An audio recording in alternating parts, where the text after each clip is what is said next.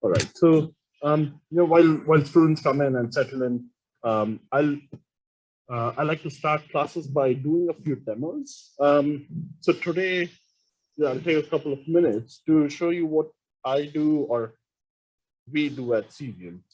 So this is what we call Cesium.js. It was how Cesium was born. So we essentially create a highly accurate 3D globe and enable lots of data to be pulled into that. That's probably the simplest way of describing it. If you've used Google Earth or anything else, it's similar.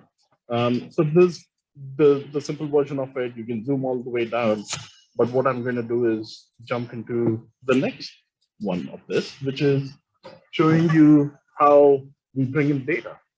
This is data that's coming in from a format called CityGML, and we convert it to a specification that we've created called 3D tiles, which allows us to create level of detail and stream that from the web. So none of this data is actually stored on my laptop. It's all coming in on the web. So this data set is a million buildings, over a million buildings. So as you can see, I can zoom in and out. I can click buildings, get information about it, color them all at runtime, change the style, maybe if I want to go blues, and stuff like that. So it's all fun. And I can dive more into any of you are interested after class about these. I'm more than happy to talk about it. But maybe coming a little closer to home, not just buildings, but we can also visualize like photogrammetry and point clouds and stuff like that. So if I set the colors here, and maybe University City, because that's where we are, right? And again, this is all streaming, and this was data actually collected by the city of Philadelphia. And before we visualized it like this was the same link we shared with the city. They had never seen this data in its entirety at once. So those are the kind of things we are enabling. I'm pretty sure there was some construction going on here, so you can see the cranes getting captured as well. Franklin Field, if I'm not wrong, they're somewhere up here in town of Levine.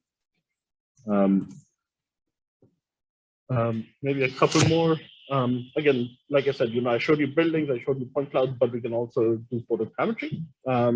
This was captured in 2016 when the Pope visited Philadelphia, and you can see how the buildings dissolve as you zoom in closer. I had another demo of this, but that link is not working, so I've fallen back into using this link. For those of you who don't know, there's actually a park in Center City, over here, which has a mini golf park that has a miniature version of Philadelphia. So let me see what a good view is here. So you can see a few buildings here in this. Pretty sure that's the one because it's half chopped off. You can't see all of it. So if any of you want to enjoy a game of mini golf, I would definitely recommend going there. And then we can also do indoor and outdoor. So let me jump through this quickly. So again, Philadelphia. And here we had one of these portable point cloud devices that it's sort of like an iPad, that picture you see there, and you can carry it around. So we used it to capture Cesium's office and rooftop. So you can see this here. So this probably took about 20 minutes to do. And then because you can do indoor and outdoor, we can visualize both here. So you can see how your Cesium floor looks and stuff. Jenny knew this very well because they were interning there last few months. And final one for today, we can also capture models. So this was a great collaboration we had with the Smithsonian Museum, where they captured this 5 gigabyte model of the space shuttle, the actual space shuttle Discovery, which is down in DC, a really, really high resolution scan. And there's a limit to which how you can visualize these massive models, but using 3D tiles, the same LOD specification, you can go right in, subdivide, see the details. So every one of those panels is uniquely identified. So when the space shuttles were re-entering the Earth, some of those heat shields would fall off. So when they came back in, they would get repaired with those exact specification of tiles. Each one of those is individually sized and placed. That's why you see the text on those. Another interesting bit of trivia, the space shuttle has windows on the what you would call the roof. And the reason for that is the space shuttle flies upside down. So you need to see down to the earth, essentially, from overhead. Then we can also do time dynamic stuff, of course. This may take a little bit to load. So we can actually visualize the entire trajectory of how the space shuttle Discovery flew on its last mission called STS-133. Accurately, you can see where it was at what time at over the Earth. Yeah, so just some stuff to inspire you. These demos are not just going to be about Cesium. Sometimes they will be, but I'll try to show a lot of other stuff that's happening in the industry, not just from the traditional companies we look at, but from a lot of other companies that are doing cool stuff. All right. With that said, I'm going to make sure that Zoom is recording audio once again. So let's see. I'm going to turn on live transcript for a little bit.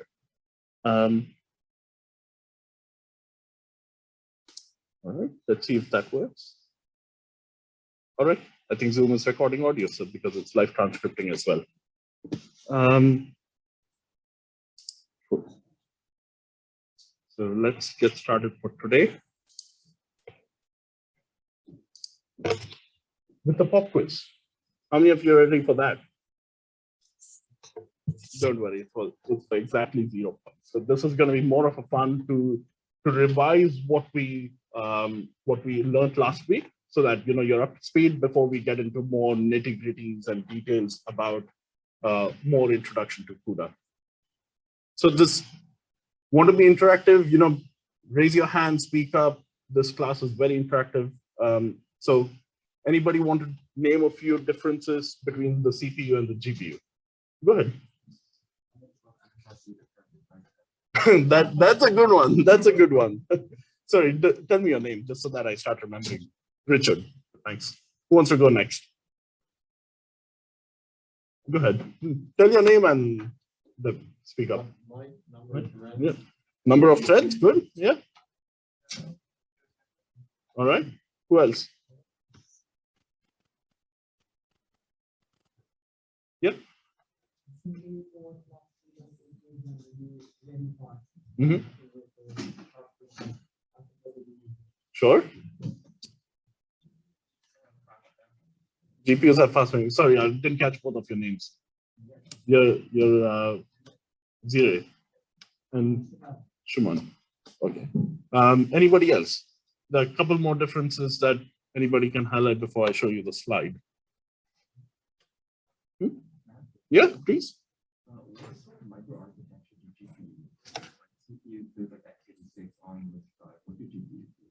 We'll get to that. There's no direct comparison, but we'll get to it. What else?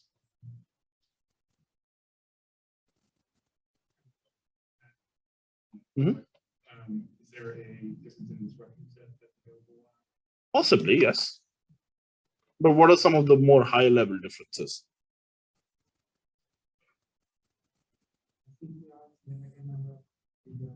Yeah, thousands at least, if not millions. So let's look at it. Generally, these are some of the differences that would be at the highest level. On a CPU, you're seeing many complex architecture pipelines because they're more general purpose. They do a lot of other different things. Whereas the GPU is specialized for compute. They have limited memory close to the chip and much more memory away from the chip. But that enables a lot of parallel operations that we see. And we'll get into some of these architectures later today. So control logics, throughput, everything in GPUs is designed for more performance. The CPUs are designed for more general purpose computing. What are the terms for CPU and GPU in CUDA? Go ahead. Host and device, that's good. Host typically CPU, device typically GPU, and a CUDA program will contain code programs for both. What is the data parallel function in CUDA called? Go ahead, Ashley. The kernel, great. Exactly, it's called kernel. It's similar to a shader if you've written OpenGL, Vulkan, WebGL kind of thing. You have a question? I'm sure. No? Okay. What's the specifier for a kernel? How do you identify that a kernel is actually a kernel? With the global identifier, exactly. The __ global identifier that tells the compiler that this has to run on the GPU and give it its information. What are the levels of logical constructs for parallelism? What? 3. And what are they? Grid, blocks, and threads. Perfect. So you start with threads, which are the single units. Then blocks are groups of threads, and then grids are groups of blocks.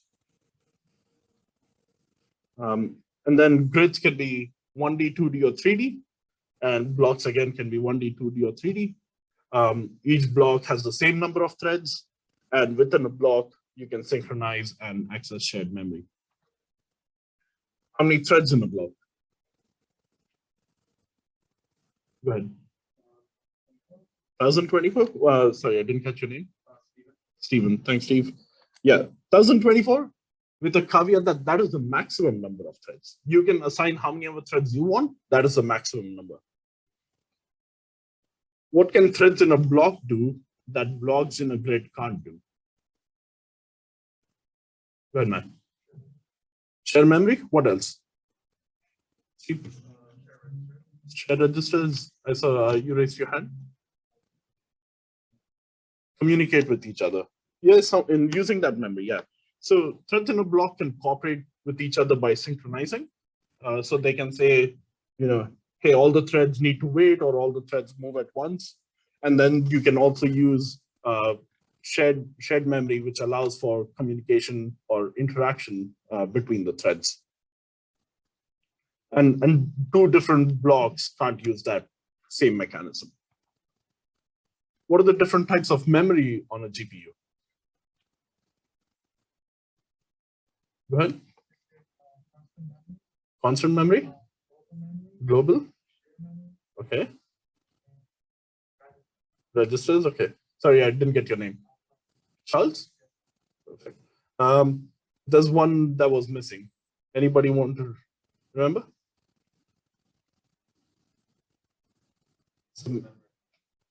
Sure, host is not incorrect. It is technically there. So devices have registers, local memory, shared memory, global, and constant. And then hosts, of course, have their own RAM. What are the built-in variables in CUDA for determining thread ID information? Go ahead. Wait. DIM3? Yeah, DIM3 is more the struct. So it's essentially XYZ. Thread IDX is one. What else? Block ID. What else? Block DIM. And last one? Grid DIM. Exactly. So we have thread IDX and block IDX, which identify the thread ID and the block ID of that specific thread. And block DIM and grid DIM give you the sizes of each of those. What are the ranges of thread IDX and block IDX?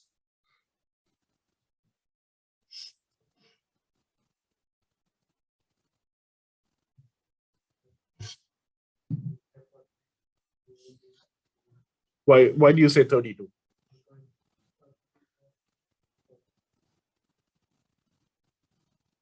For the block IDX, it would be because maximum number of threads in the block ID. Does the block always need to be 2D? So block doesn't need to be 2D, right? So it doesn't have to be 32. So anybody else want to take a guess or try at this? Yeah, go ahead. 0 to 1023 is one answer. Who wants to generalize that? So the answer is here. Who wants to generalize the answer for this using that?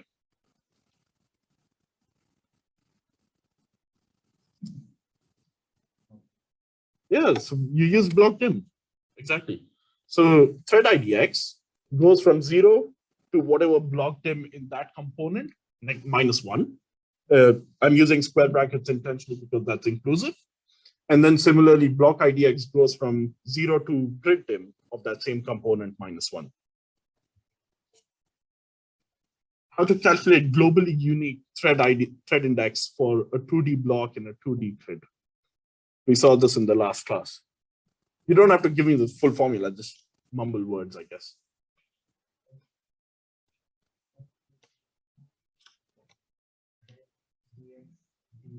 Okay, yeah, that's close enough. So this is how you would do it. You launch your kernel and with a 2D block and a 2D grid.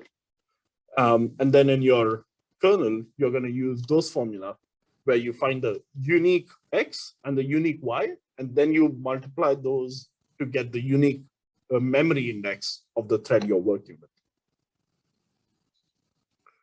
What are the 3 basic CUDA memory APIs?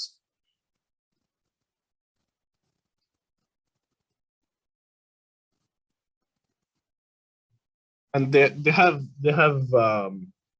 host counterparts, right? Go ahead, Wayne. Okay, CUDA malloc. Yeah, exactly. So we have 3: CUDA malloc allocates, CUDA free freeze because we are good C programmers, and CUDA memcopy will copy memory in different directions. So speaking of directions, what are the directions of memory copy using CUDA API? Go ahead, man.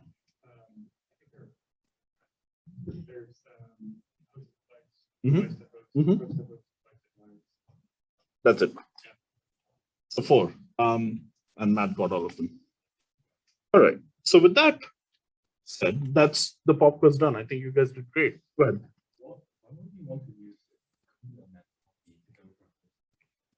Almost never. Yeah, it's there because it needs to be. You can technically do it, but there's almost no reason to do it. And I say almost because maybe later in the semester we'll find a few reasons, but in most, like 99.999% of the code, you'll never do that because you'll just use the regular cmalloc or STD copy or whatever you want. Any questions for me? We'll cover that today. Anything else? Good. Will there be like pop quizzes in the future? Or no. I've given you the grade structure. They're all project-based. I have no exams or pop quizzes. I don't think that's the fairest way to assess students. All right. So any other questions for me from the previous class? I know some of you may have missed the recording or the audio part at least. So if you have any questions that I can cover again, please let me know. Go ahead. Are we going to cover some OpenGL stuff? All NVIDIA servers? Yeah. So we start with CUDA because that's where we learn the basics of GPU programming. We get close to the metal. Later on, when we do the graphics pipeline and stuff, we'll talk more about the architecture of the graphics pipeline. I won't be talking about the OpenGL API because I think that's covered well in 460, 461. We will cover WebGL later on in the semester. So we'll have a project based on that, but not necessarily OpenGL. We're going to try to do Vulkan. I'm not necessarily a Vulkan expert, but I'm going to try to have somebody come and speak on that. We are also going to try to get WebGPU, which is in some ways the Vulkan counterpart for the web, which is much more flexible. So we'll do a few other APIs as well. You have a question? Yeah. So in this class, is it more using like CUDA for the graphics side instead of like the compute side? To be honest, in this class, you're going to use CUDA for completely the compute side. And you'll see this in the first project. In many ways, this is not a graphics class. We use graphics projects to teach GPU programming because that's like the natural thing to do, you know. You will almost like, not until project 4 or project 5, where you actually do graphics APIs, you're mostly doing compute to do math and other things, which will then render something on your display. So the output is graphical, but what you're doing is mostly math and programming. Any other questions? All right. So before we begin, I'd uploaded the CUDA debugging recordings. Anybody watched those and tried it out? All right, good. All right, so be sure to try this debugging recording out. CUDA is going to be a lot of debugging because you're going to have, unlike your traditional classes or traditional programming, you're going to have millions of threads, and being able to track those and track the memory is going to be super important. So getting used to debugging is going to be a super important skill. And that skill you're going to carry on into your jobs. One of the biggest complaints I receive is students going into jobs don't know how to debug. So one of the things that this class imparts is how to debug and getting used to debugging using the tools that we have available to us. Another thing before we begin, anybody didn't complete Project Zero because of hardware issues, software issues? Okay. Do you plan on completing it, or do you think you hit a roadblock there that you need help with TS? Okay, no problem then. Ashley, yeah.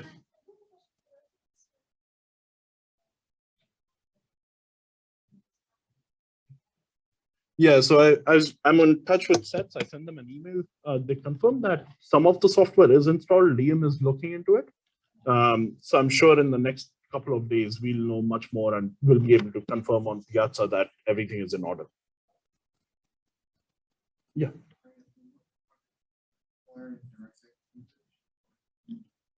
So we put DirectX usage in Project Zero to know how many of you have RTX support. And that component in Project Zero we added maybe a couple of years ago, because that's when RTX was released and we didn't know how many students have it. So we use it as a survey mechanism, essentially, to see how many of you are able to do DirectX projects using your own hardware. So if there's a majority of the class who can do it, then we may give a DXR project. But you don't have to worry if you don't have one, because we'll also have an alternative project that you can do. So I mentioned this in last class. If you have alternative projects that you want to work on, let me know. So this is in the same line. So I haven't completely gone through all the Project Zeros and seen how many of you have DXR support, but I plan to do that in the next week or so. Any other questions? Go ahead. I don't think that some of the variables cannot be because that like GLM vectors cannot be. You are correct. And I'm pretty sure there was a thread on Piazza in last year's class, which I'm going to copy paste into Piazza this year. So that's why we should follow the way. Yeah, because essentially that the memory that's on the GPU is not directly accessible, right, by the host. The debugger is running on the host, but accessing GPU memory. So for the compiler and the debugger to know what memory is where and how to read that memory, we need to give a few more instructions. So unless I've already covered that in the debugging recording, I'll check Piazza from last year and make sure I copy paste that information. If I don't, please open a question on Piazza about that. Anything else? All right. Final question. Anybody finished project 1 already? Sometimes there are students who do project 1, no problem. I put this here as a placeholder. Depending on how we do time, we'll try to do it before. I know a couple of you, maybe more, have to leave for 566 at 6:45. Is that correct? So we'll definitely try to do the recitation. I'll probably stop my part at 6:15, do the recitation, and then we'll pick it back up. So break maybe before or after the recitation. All right. With that said, I'm going to stop that and switch over to today's real slides. All right, so a lot to cover today. We'll go over all the architecture, the basics again, and then revisit matrix multiply, And if you remember, we had certain limitations at the end of what we did last class. So we'll try to generalize it more and see how we make it a real matrix multiply that supports much larger matrices. So some things we'll cover today, built-in functions. We'll also cover scheduling and memory models. Synchronizing threads, we discussed that blocks can synchronize, right? So we'll discuss that. And then eventually we'll talk about matrix multiply itself. All right, so getting started. So functional declaration, the first one you've already seen. It's called global. That defines that it's a kernel that runs on the GPU and it's called from the host. Then we have two more called device and host. And both of these are essentially specified to the compiler to create one or the other or both copies of the function. So with global, it must always return void. It is inlined by default by the compiler. Anybody want to guess what these do? Maybe some of you have opened project one and have seen this device host function. Anybody want to take a guess on what happens here?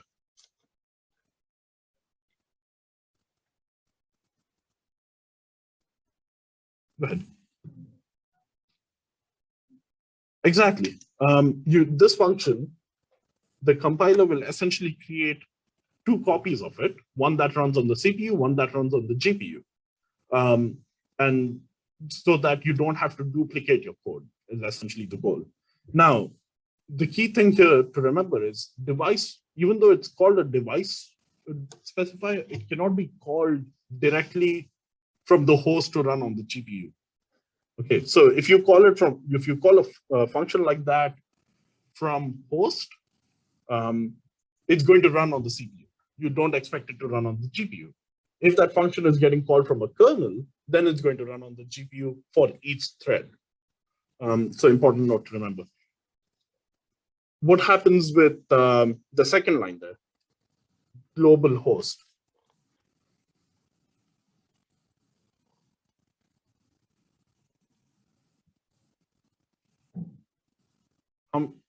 Speak up, there's no wrong answers. What do you think happens?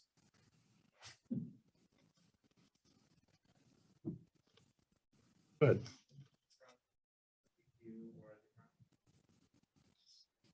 Maybe, but do you think that makes sense? Yeah, so no, this is not allowed essentially. Because if you think about it, there's no built-in constructs on the CPU, right? Like for example, thread IDX, block IDX, those kind of things don't exist on the CPU. So even for debugging, it's basically impossible to do. All right. So with global and device out of the way, a few more notes here. So recursion is allowed. That means you can do something like a Fibonacci using device functions on the GPU, except for the initial architecture. I mentioned in the first class that you'll see these except G88, GT200, throughout the slides. For most things, you can completely ignore them because these are like the first CUDA architectures that were released maybe 14 years ago now, and we don't use them. So that's just more of a caveat to say it's not always been the case. The architectures evolved to allow it. There's another thing called dynamic parallelism, which is kernels calling other kernels. That's allowed on the newer GPUs, and I've never personally used it. I'd love to see code that actually uses it. It's a feature that exists in CUDA. Also, no static variables are allowed in CUDA. That's mostly because there's no concept of global scope, right? In a kernel, the kernel runs and exits. There's no global scope. And then there's no malloc in a kernel. Why is there no malloc in a kernel?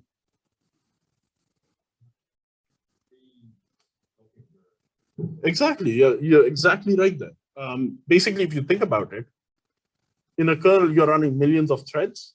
If you're trying to allocate even like a few bytes, you're creating millions and millions, maybe gigabytes of bytes in the kernel. And being able to allocate that is nearly impossible. Technically, if you write like int star a equals new whatever, it will compile and it will run, but you will receive terrible performance because it's essentially trying to allocate on global memory. So don't do that. All right. So with that, any questions about declarations and what's allowed, what's not allowed before we move into the math functions? Okay. So let's look at a few math functions. So these are going to be similar to what you're used to on the host. Just like you write square root, exponential, all of those functions on the CPU, you're going to get similar copies of those to use on the GPU. So it's not like you have to re-engineer how to write a sine function on the GPU. These are existing and built into the API. There's also a few functions called the intrinsic functions. And these are essentially device only. And the reason is, if you think about a floating point number and how it's stored in memory, it's stored as a 32-bit floating point function, right? With a mantissa and an exponent. What these functions do is essentially they work on 24 bits instead of 32, which means they can run faster, but the results are less accurate. So those of you who especially do machine learning and a lot of matrix multiplication there, you're probably used to 16-bit floating point numbers, also called half precision. And the whole point of that is because the accuracy is not needed, or the numbers are small enough that the accuracy is good enough. Then that's why you can get away with 16-bit floating point. Now there's the other side, especially which affects us at Cesium, where you need 64-bit floating point precision. For those of you who are doing scientific computing, this matters a lot. You're dealing at the scale of nanometers and stuff, so that precision matters. For us at Cesium, we are dealing at the scale of millions and billions of kilometers, where one addition can cause a big jump. Basically, the way to explain it is that floating point numbers on a computer are not continuous. The larger they get, the larger the gap between numbers is, because they're stored in that exponent mantissa form. So it's not a continuous number line, if you want to think of it that way. So that's why you can deal with 16-bit, 32-bit, or 64-bit numbers, depending on the precision you need. So these functions allow 24-bit operations if you don't need that precision, but they're faster. Any questions so far? Okay. And then beyond the basic types of int, float, double, all the other things, you also have vector types. Now, if you're using GLM or GLSL, you're pretty familiar with these. You can have char4, ushort, int4, all of those things, just like you would in GLSL. And these will work, if you do one int4 with one int4, add them up, then it's going to add them as a vector form. You also get these built-in functions called make, underscore, and the type. And these are essentially the constructor functions that allow you to build these vector types. And the way to access these is, again, similar to GLSL, but not completely, where you access them using XYZW components, just like you do with ThreadIDX. But unlike GLSL, you don't get the RGBA or other components that are there. I think there's also, no, those are the only two. Yeah. What do you mean XYX?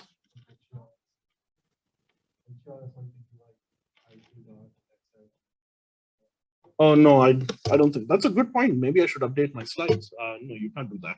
XYZW is the only way of accessing these components. Any other questions here? So I'm going to switch into scheduling threads. So if you have any questions so far, let me know. All right. All right, so let's get into scheduling threads. So this is what the GeForce 8, also known as G80 architecture, look like. And this is pretty much drawn to, I would say, logical scale, because all the components here are represented accurately. So a GAT had 16 SMs, and we'll get into each one of these terms, okay, for keep up with me. So a GAT had 16 SMs with 8 SPs each, and I'll expand on this. So you're going to see SMs in the green, these blocks, and then you have 16 of those, and then each green block is an SP.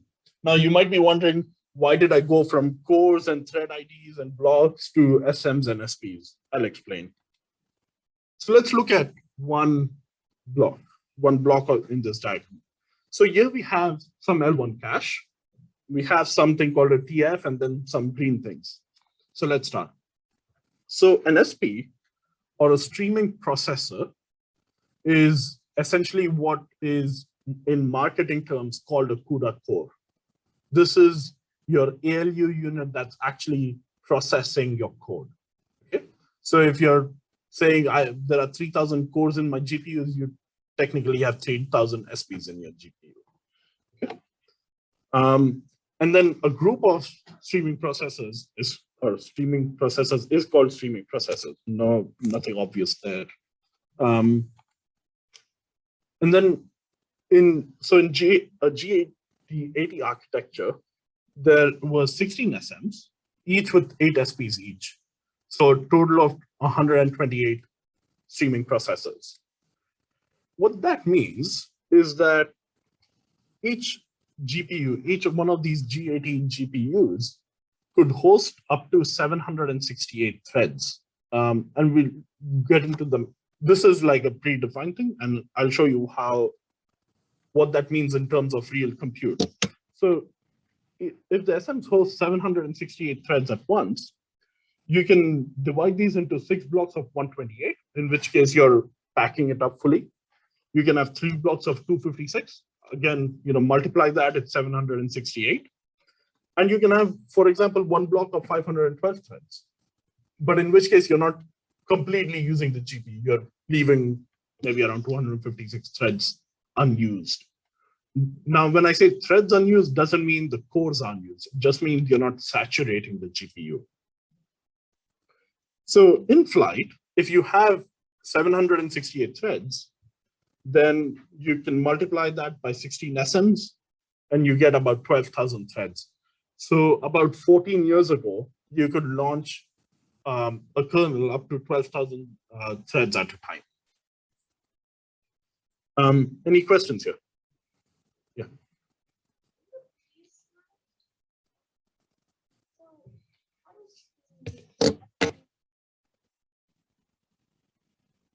Yeah, that's a very good question. So a streaming processor is 1 block, right? And I'm sure I have some more slides later on. One SP runs 1 thread at a time. In different clock cycles, it can run different threads. And that's why you can have 768 threads in each SM. Now, the thing with the block is all the threads in a block have special characteristics, right? They can share information, they can synchronize. One of the other things they do is always run on the same SM. So if you have a block, 0 with 1024 threads, and that gets assigned to SM0, it is, for its entire lifetime, it is going to stay on SM0. This is done for a few reasons. Firstly, because of thread switching. So, just like we have 8 SPs per SM, but we have 768 threads in flight, there's going to be a lot of switching going on. And when you do that switching, you don't want to be moving memory around. So keeping all of that memory in the same place is really important to the performance. And that's why blocks will always run on the same SM. Does that answer your question?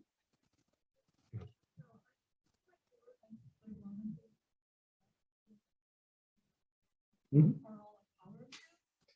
So yeah, that's a good one. Yeah, in this class, you're going to see a lot of powers of 2 because hardware loves power of 2. And so we want to optimize performance, and optimizing performance means using those power of twos. Even if you don't have power of two, for example, you may have a matrix that's 30 by 30.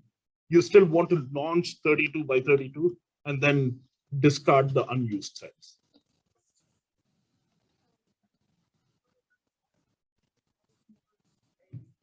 No, no, that's the key thing, right? When you're launching these blocks and threads, they're all, the compiler and the runtime are always going to scale up to the next level that they support. So for example, and I'm probably getting ahead of myself, but even beyond block, there is a concept called warps, which are always 32, regardless of what size the block you launch, they will always be a multiple of 32. So even if you launch like a 30 by 30 block, which is 900 threads, it's just going to scale up to be the next multiple of 32. So that's why powers of two are going to be important in this class. And we'll go through all of these. If that concept doesn't make sense, we'll get to it. Go ahead. Since SPs correspond to blocks, like the theoretical maximum number of blocks in an SM would be 8, right? But we're not using 8 because that would not lead to a power of No, so SPs don't relate directly to blocks. SMs relate directly to blocks. Or at least on a hardware level, that's the concept. SPs relate to threads. One thread runs on one SP, and one block runs on one SM, sort of that way. Anything else here? Yeah. That is, I'll call it predefined for now by the hardware restrictions. But once we get into more CUDA stuff, then you learn how resource management gets important. So I'll leave it at that. There's a lot of memory and other constraints on it. But for now, you can think of it as a predefined number on this architecture. On different architectures, it's going to be different. Any other questions on G80? This is like the simplest version of the CUDA architecture, right? This was the first. I have slides for every CUDA architecture up to the most recent one. So we'll walk through those and you'll see how more and more complex they get. But if you have any questions about G80, understanding the fundamentals, let me know. All right. So after G80 came GT200. These were called the GeForce GT200 cards back in the day. So these went from 16 SMs to 30 SMs, and 30 SMs which each had 8 SPs now, which means technically you could run 30 SMs times 1024 threads, because it went again from one SM hosting 768 threads, it went to 1024 threads. So now you could have each SM could host 8 blocks of 128, 4 blocks of 256, 1 block of 1024, or any other permutation and combination of that. So this is per SM. And then in flight, which means a kernel you launch could have up to 30,000 threads running at a time. So we went from 12,000 in G80 to 30,000 in GT200. And there's also other things you can see in this architecture, right? You can see there's a geometry shader, vertex shader getting added, more compute capability that's on the GPU itself. And then we got the Fermi architecture, which really started upping up the game. So here we started having 16 SMs. So we lowered the SM count, but increased the cores per SM. So we went to 32 cores. And then each SM could host up to 48 warps. I discussed warps a little bit ago, or 1,536 threads. So total of 24,000 threads in flight. And then another thing that was introduced in the Fermi architecture was this concept of graphics processing cluster, GPCs. We won't discuss this too much in class because it doesn't directly relate to CUDA programming, but it does relate to how some graphics APIs are done. So Within the architecture itself, you can see this group of SMs called a graphics processing cluster that each share a raster engine. So when you're doing your OpenGL programming and stuff, this is where it counts because they need a raster engine, right? You're doing a rasterization process in your OpenGL pipelines. That's where this raster engine and graphics processing cluster come into play. And then after Fermi, we got the Kepler architecture. When you hear the G4 680, 780, those are the Kepler architecture GPUs. And look at how big the GPU has gotten. You can barely see the green things now. If I go a few slides back to the GT200, look at how big these have gotten now. And this is, Kepler was when? 2014, 2015? So we are still 7 years behind where we are today. So in the Kepler architecture, they started calling it an SMX. Just like you have Word Doc and Word Doc X, like they started calling it an SMX for next gen. So here you had the introduction of double precision units. So up to now, because you're coming from the graphics background and 64-bit programming was good, or 32-bit floating point programming was good enough, all the units were designed to compute 32-bit numbers. If you have to do 64-bit, they would essentially take double or 4 times the cycles. In Kepler, they introduced dedicated 64-bit double precision units, which means they were dedicated to doing 64-bit math. They also added special function units, which is hardware-based, really fast math functions. So you remember last class we discussed how doing stuff in the hardware is faster. So they added special functions for that. And then 32 load store units to make memory reads and writes faster. And then after Kepler came Maxwell, or the GM architecture. So it's usually G followed by the first letter of the architecture in the code. So now this went to 5.2 billion transistors, way more than a normal CPU has. Increase the performance, increase how many multiprocessors it had, increase the CUDA cores, everything just went up. And it also introduced the GDDR5 memory. One of the things Maxwell did is increase or make the performance efficiency a lot better. And that's why this is when laptop GPUs really started getting more powerful. So it did this by an improved scheduler, improved path, data paths, and things like that.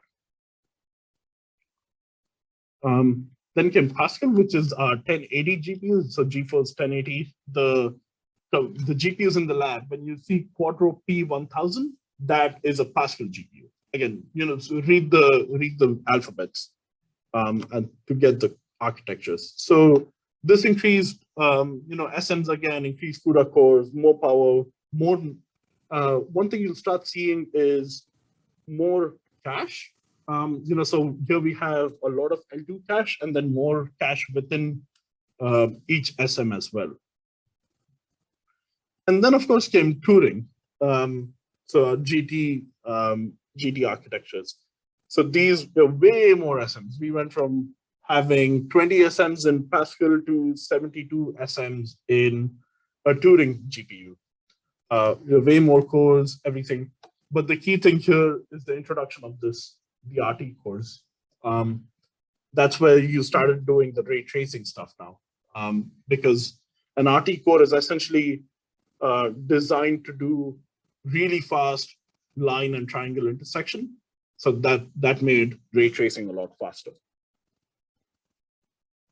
All right, getting close to modern day. Here, comparing each SM between Pascal and Turing, you can see this, that they separated out the in32 and the float 32, and then also the tensor cores for those of you who are interested in machine learning. All of those got separated out, but the big thing here is this introduction of this RT core, which improved that ray tracing performance.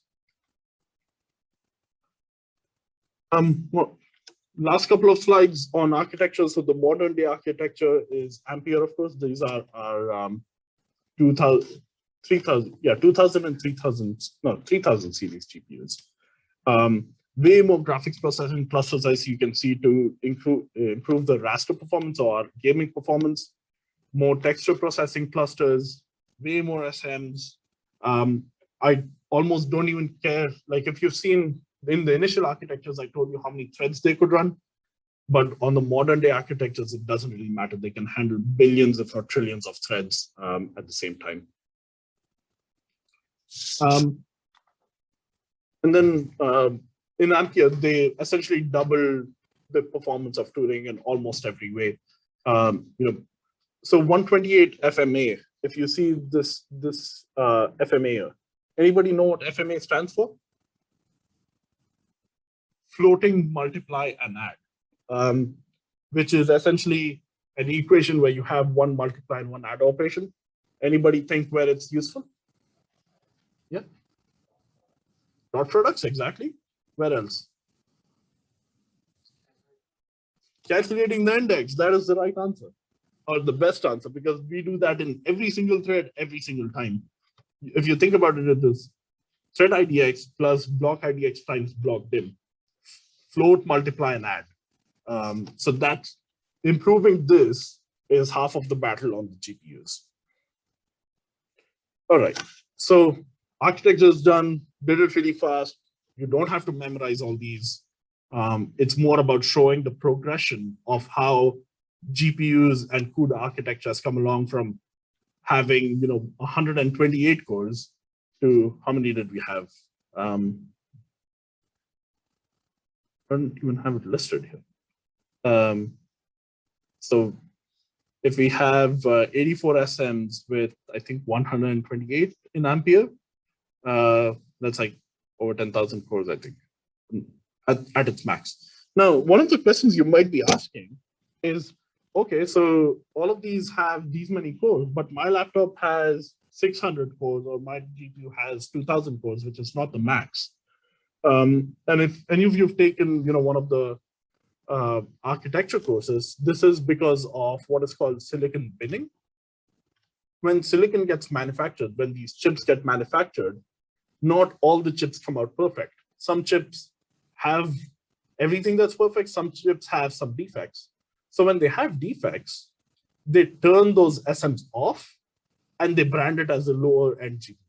That's essentially what happens. So if you ever read that NVIDIA or AMD or Intel are having supply issues because of binning, you know where the quality control is going. All right, any other questions on architecture? Yeah.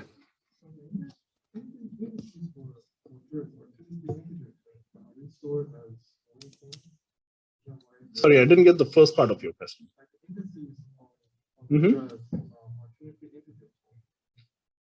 Yes, that's exactly correct. They're not stored as floating point. They will be stored as integers. When you do a lot of matrix stuff or a lot of vector stuff, then you're likely to be storing floats. When you're doing gaming, game programming, those graphics, those are all stored as floats. So that's where FMAs become important as well. Any other questions? All right, let's check time. Wait, it's 600. All right, so maybe I'll cover scheduling and then I'll hand it over to Janine for the recitation. So the way, now we've spoken about how threads are, you can launch these thousands and millions of threads, but how do they actually run? So that happens in a concept called a warp. A warp is a group of 32 threads from each block, which always run on the same SM. The block runs on the same SM, but the warp also runs on that same SM. And they're the unit of thread scheduling. By that, I mean, each thread cannot run on its own. It will always run as a warp because it's just too expensive to control each thread. You might as well control a group of 32 threads. And they have continuous thread IDX values to enable that. an implementation detail in theory, because the warp size hasn't changed ever.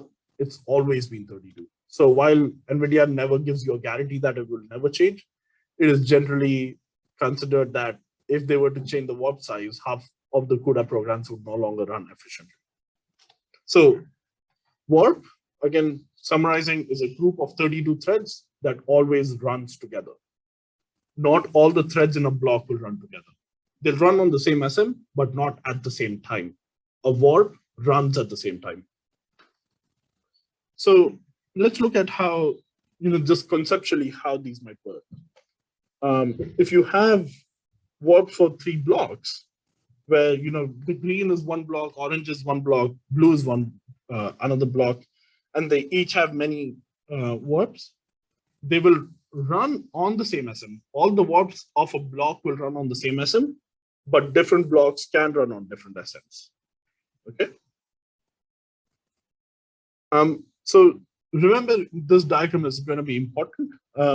We'll come back to it in a future lecture, but essentially what we are trying to say here is you're going to see a lot of stalls happen on the GPU. Stalls can happen for many reasons. Memory fetches is a stall. Not enough performance could be a stall, and things like that. So when a stall happens and the runtime recognizes it, it will quickly, without much cost, switch it out for another warp, so that you always have cores running something. That's the goal, right? The goal is to optimize and use all the cores on your GPU so that you're getting maximum performance. And that's why you have these stalls and swaps for different warps. So when you run these warps and the first warp becomes ready, then you can start re-executing it again. And stalls are going to happen hundreds, if not thousands of times per CUDA program. We'll get into this slightly later. So switching is not a huge cost in CUDA. All right. So like I was saying, SMs essentially implement a 0 overhead switch. They're almost always ready to go and ready to be swapped out. You always want to optimize your memory so that the time period between stalls is the least. But having stalls itself is not a bad thing. So what happens, actually, let me pause there. And let me hand it over to Janine for the recitation, and then we'll take a break and come back to this, because this is going to be important for how we do performance here. So let me close that. And if you can use this. Drag and drop it to that one. Yeah, so I can do present here, but for like the Visual Studio and you have the browser here, we can drag this. So we can do that.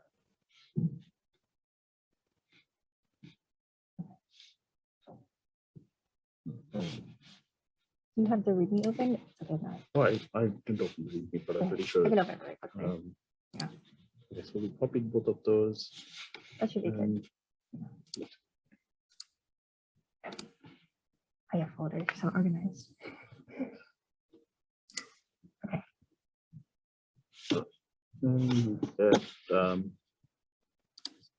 All right. Sounds good. Hello, everyone. For those of you who don't remember, my name is Janine, and we're going to be talking about the homework 1 today. How many of you have actually taken a look at the instructions? Mark down. Let me see some hands. Okay, good. Nice.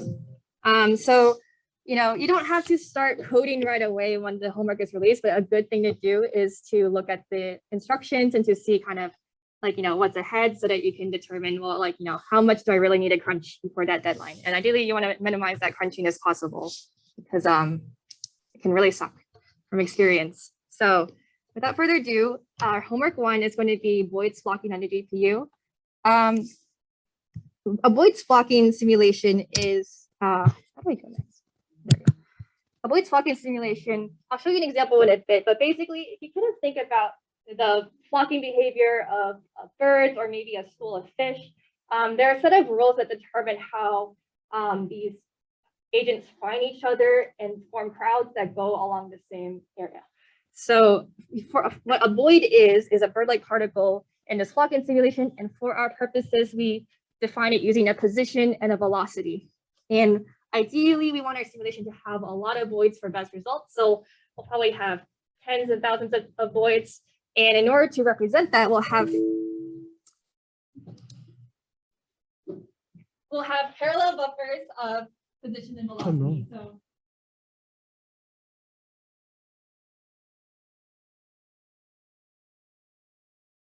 So Let's make sure the mic is clear. Explicitly set it to real time. Oh no, that's me. Recording, share screen.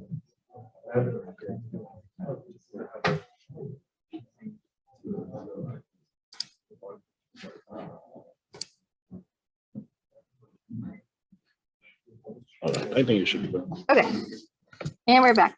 All right, thanks for your patience. So, back to voids. We're going to represent voids with parallel buffers of their positions and velocities. And I'm actually should have found the tab before. Oh, here, I found it. Okay, so we actually give you the pseudocode for this in the README, so you shouldn't have to like freak out over, oh my gosh, I don't know how to do voids. If you go to instructions, the markdown file, and if this thing will load fast, please. Well, we have a reference implementation for you to actually look at in 2 dimensions. And then we also have reference footage. So as described here, we have 3 different rule behaviors for voids. We have a cohesion where the voids move towards a perceived center of mass of their neighbors, a separation where they avoid colliding with their neighbors, and alignment where when they're in the group, they try to move in the same direction and speed. And each of these rules has a different like radius of detection of neighbors. So you can adjust these parameters to make your crowds act differently. You can make them really hate each other and make them really repulse each other. Or you can have them have a really high center of cohesion or a radius of cohesion so they get into really big groups. So here's the pseudocode. I don't need to go over it in too much detail, I think, because it's pretty straightforward. And as long as you implement it with our pseudocode, we give you parameters that should produce decent results. You can, of course, tweak them. But if you implement them differently from the pseudocode that we give you, you may get something a little bit different. So something to keep in mind. I would like to show you what the implementation looks like. It's running at like two frames per second. So I'll have that load in the background. Yeah, and we also have a 2D implementation here. I'm not gonna look through that. So the first step of this project is to get flocking behavior to actually work, for your crowds to actually cohese together and move along in groups. All right, I'll just skip. Oh, there you go. It's loading now.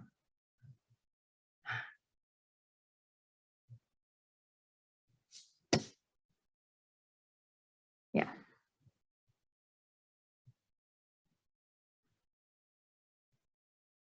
Okay, cool.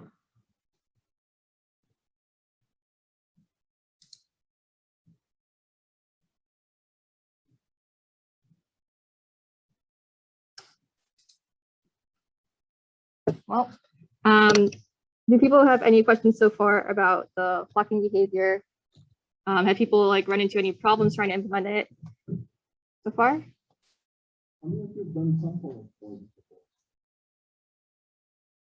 What class does voids 562? Yeah, I think 562 does some behavior.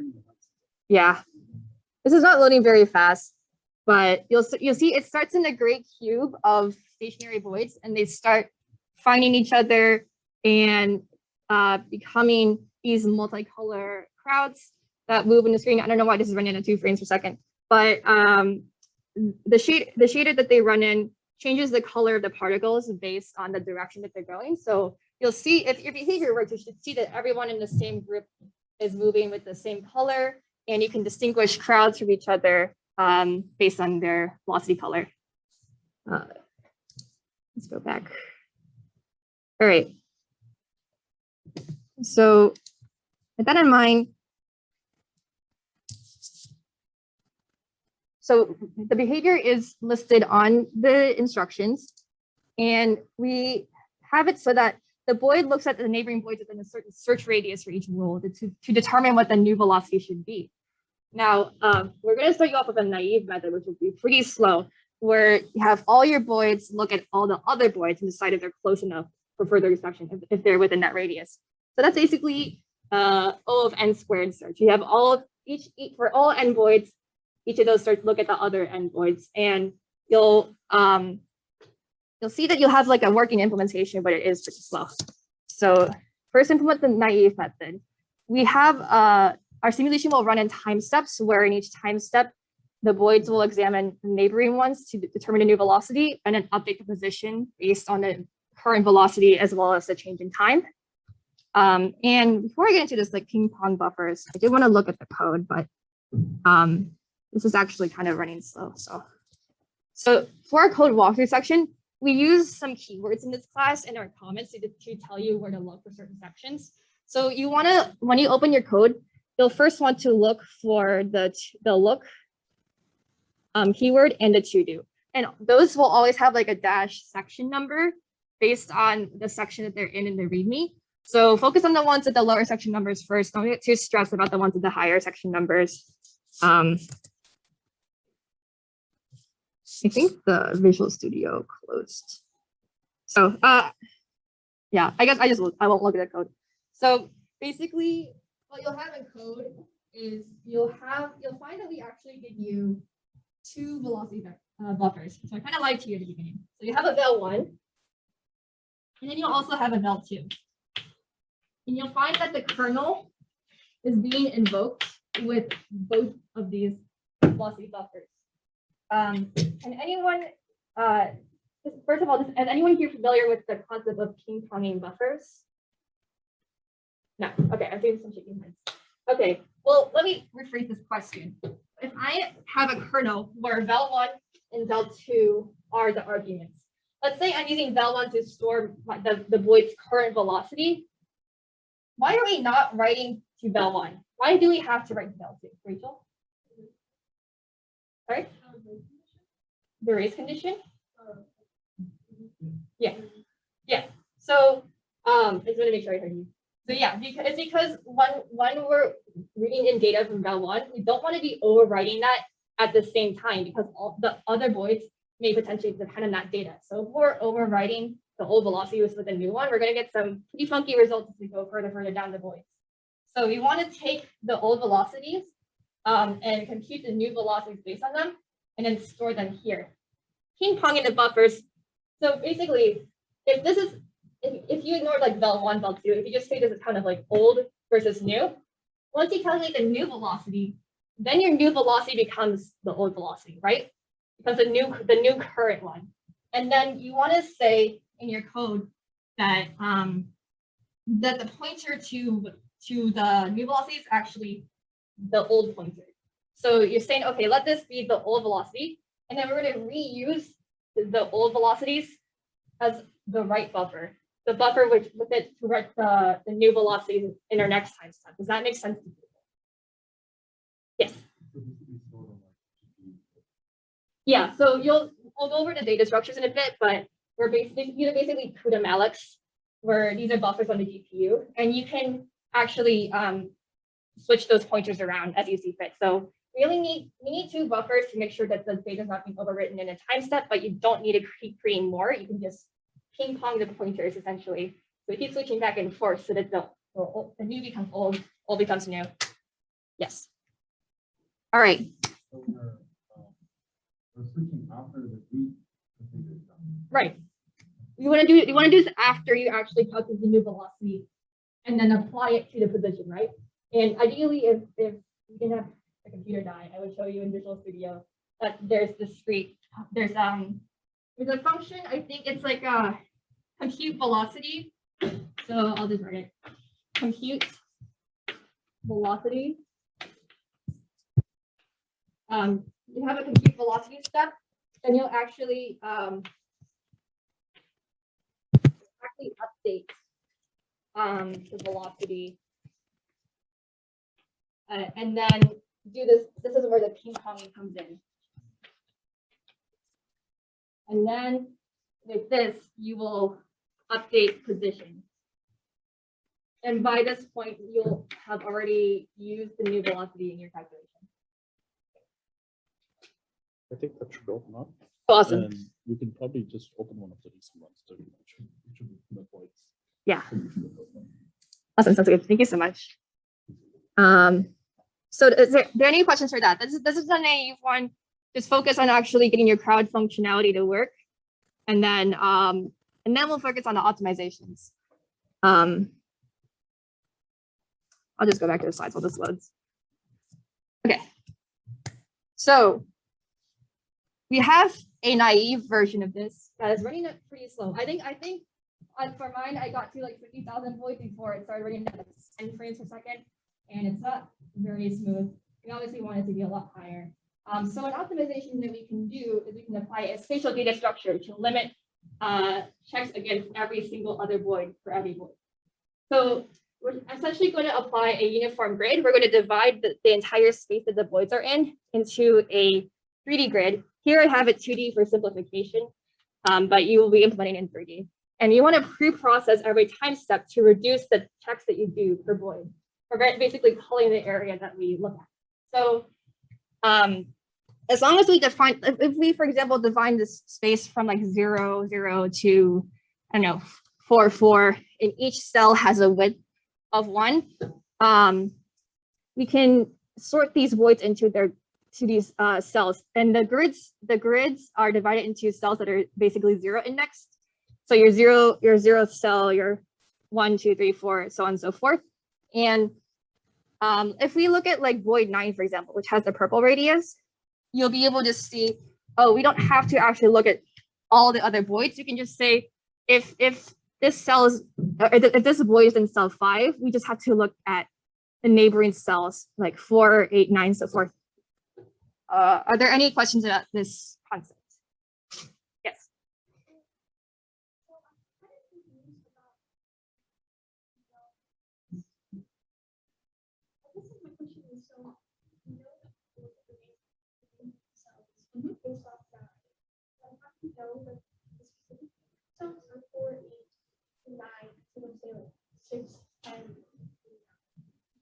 Well,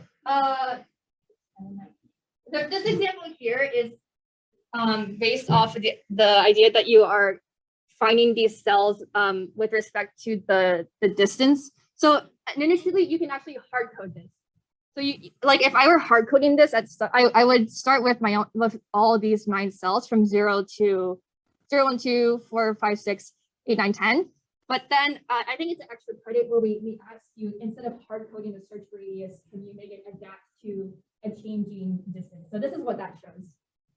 One way to think about it is, at least in this 2D image, the way to figure out the neighbors of 9 is to think about its XY position, right? The XY position of 9 is probably something like 1.2 and 2.8 or 1.8. You round those to get your neighboring set. So 1.8 rounds to 2, so you get the second cell, and then 1.2 rounds to 1, so you get the first cell. Something like that. Yeah. So I did want to I do put here we need to compute the index of the grid cell that each void is in, and that does involve some math.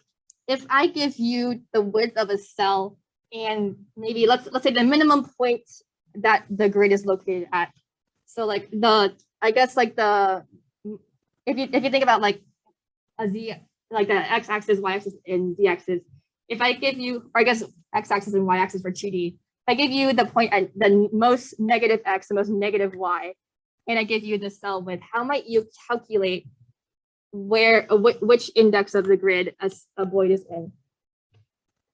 Have people kind of worked in a system where you have a grid and you're trying to compute the index of the cell that position is in.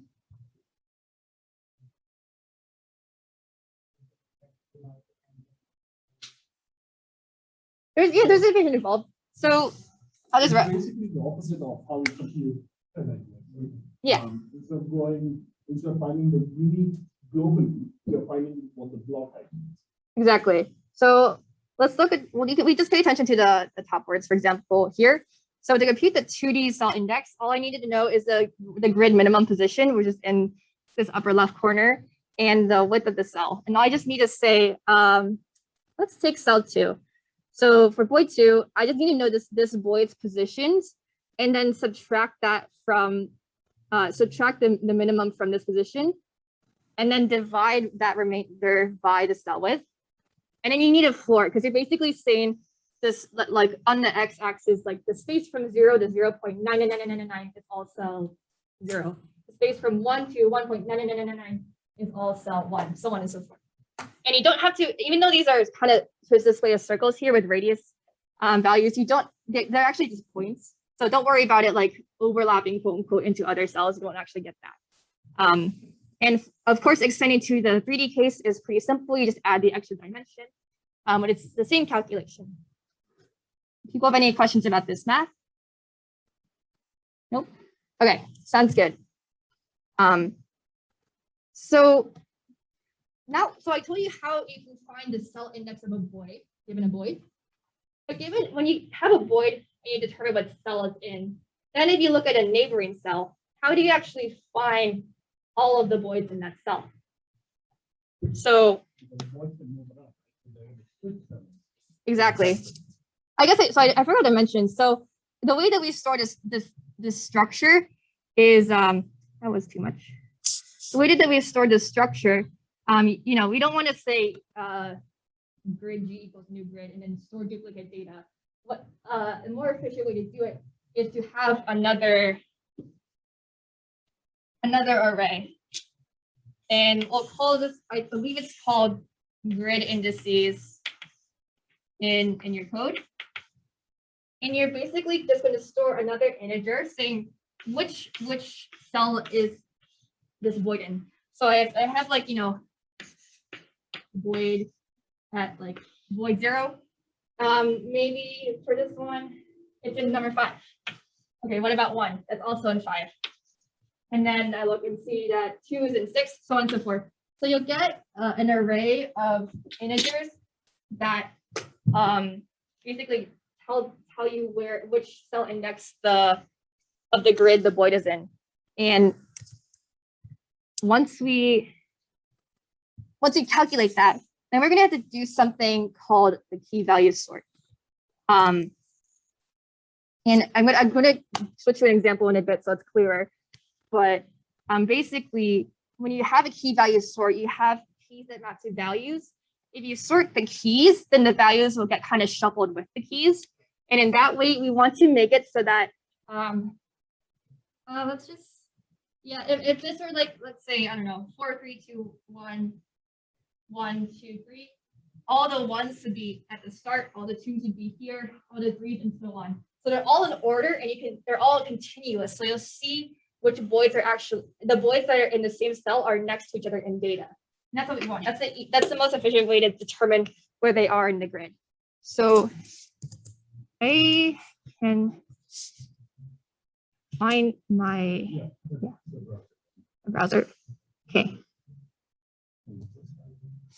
Thank you. So this is not my example. Nope. Hello. All right. So this isn't my example. This is the example that our TA last year, Gary, did. He ran a service called Gary's Car Rental Service, and where he had various cars in different parking spots with different license plates. And then he supposed that, like, hypothetically, he had a different person responsible for each manufacturer of car. When you're given a list like this, it's really hard to see which cars have the manufacturer that you're trying to access. So in order to find that easier, we can ask Google Excel to sort this range. and you'll see that all the Chevrolets are next to each other, all the Hondas, so on and so forth, and the data gets shuffled with it. So now this is obviously an analogy. This is an analogy for where the manufacturer is the grid cell index and your parking spot is your actual voids. So we actually noticed that at this step, the void data remains unchanged. The void data is in order, but you'll have both grid indices and kind of like void indices and these void indices get shuffled. So essentially what you're doing is shuffling the void indices with the grid indices. So that way, when you actually say, okay, I'm trying to find all the Hondas, I can see all the parking spots. When you're trying to find all the voids in cell 5, here all the voids are next to each other. So does that kind of sorting method make sense to everyone? This is like the crux of this project. So Yeah. you ask questions. Yes. So, Yeah. first of all, the fact that we have organized grades into the minute. Yeah. We also need to do arrays in one year.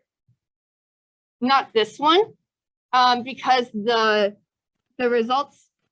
So if you think about it, what about grid indices relies on the previous grid indices in the previous time step? Exactly. That's why you don't need 2 buffers, because this is just being calculated independently of the previous step. I think I saw another hand. Anyone else have a question? No? Yes.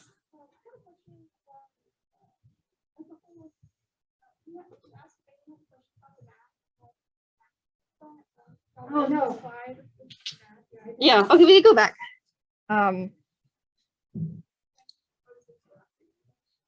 That's okay. Do you have any questions on this?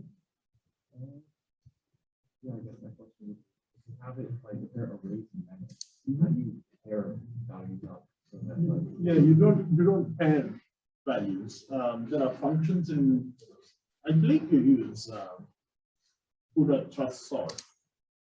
Yeah, I'll go in the code, but we give you an example of how to do that with that third-party library.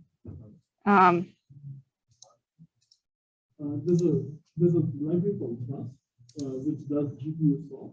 So you would essentially give it with Yeah. buffers into that topic, and which co-buffers making follow that. oh, So the Yeah. key value thing. So that you don't have to like. Okay. What was your question about it?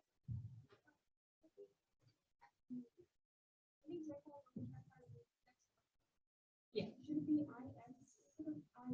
Oh yeah, that's a typo. That's okay. Yeah, good catch. Mhm. Yep. Of course. Okay. So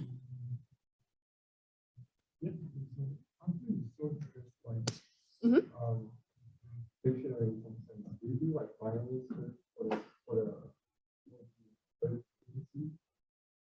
for the grid indices, because you want to go from grid index to point. so not quite. So this point index it gets shuffled as a result of sorting this, but I'm actually going to go into how we use the sorted array now to actually find the data. So in addition to this grid indices, you also have to determine the start and end of the voids of each cell. And my next image is going to really help with this.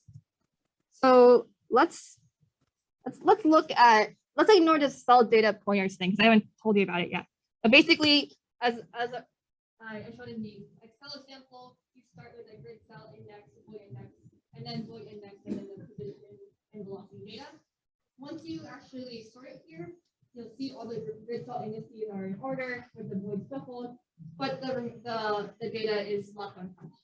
And you basically say, oh, if I'm at cell 6 and looking at cell 5, I can find, oh, this zero's void is in cell 5, and then I go here and look at it.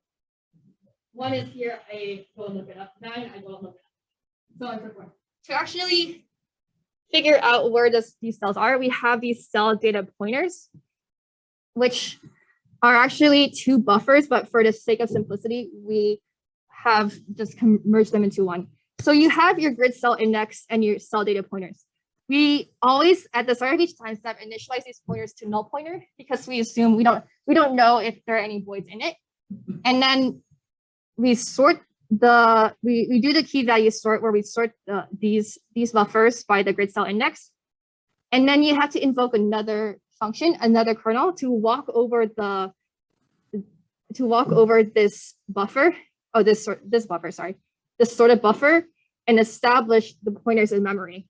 So you'll have this cell data pointer structure, and you will literally have to say, okay, for grid cell index 0, this in memory, it starts at 0 and ends at 0. So it's just one cell. But for maybe a bigger cell like here with 5, I say, oh, I see, oh, this starts at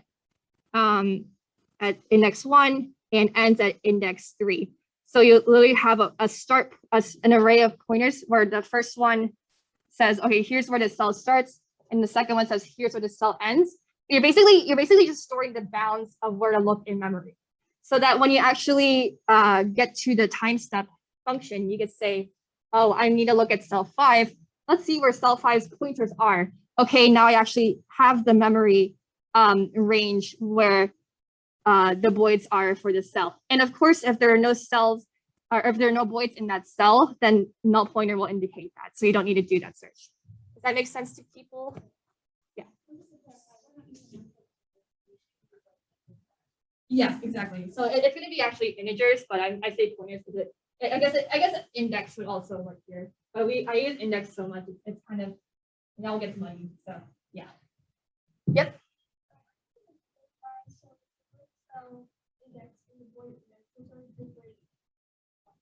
Yes. Yeah. No problem. So, one thing to know. Yes. If you think about the void index, through all of this, the two top buffers and then the bottom buffer, you don't actually need to store a sequential index 0 to n, because that's essentially your index of your array. So I don't know in the code if we actually use a void index, but I'm assuming it's basically implicit on the array. Right. I guess it's just for clarity. The void index is included here, but it's this top buffer is not actually an actual buffer. It's implicit. Yeah, so if you do position velocity buffer of I is your void index. Yeah. Okay.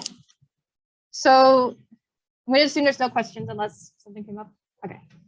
So here's everything that I wrote on the board, basically, by more detail. So the particle grid indices is actually the buffer that contains the grid indices. This is array indices. You can also think of it as like void indices. It's just it just stores the basically in the array index of the void, and then using this index, you can get the voids data within the pause and velocity buffers. Then your grid cell start indices and grid cell end indices are your cell pointers. Each of them just stores one integer that says, oh, here's the index in the buffer at which cell 5 starts, and here is the index at which cell 5 ends. And maybe now, since Visual Studio has loaded, we can look into the code just a little bit so that it makes more sense. Right. Okay, cool. So everything that you need to do is basically in kernel.cu. It will load. Everything's really slow today. And again, you want to use the look keyword and the to do keyword to figure out where to actually like implement your code. Here, awesome. So if I just do Control F look. Nope, it didn't do it. You might need to hit Escape. and then hit splash and then cycle. I would run by the way for all of you understand. Oh, okay. Interesting. Okay, so, And you get to the next. okay, I see. Yes, so,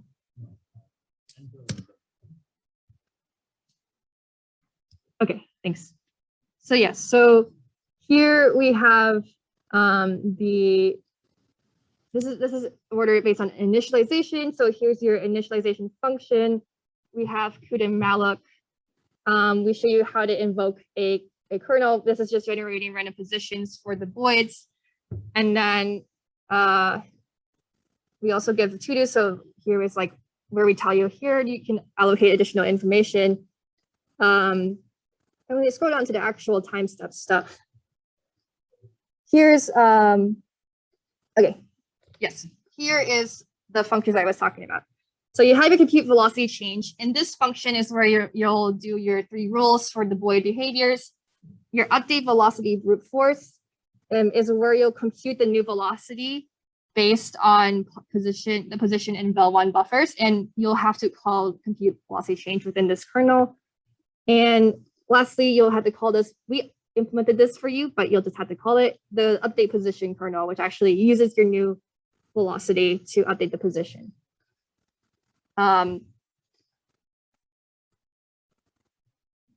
Okay, and then here is for the second session for implementing the uniform grid. Here's where you actually compute the indices, and you'll notice that for identify cell start end, this is kind of where you would determine where the start and end of those cells are in memory.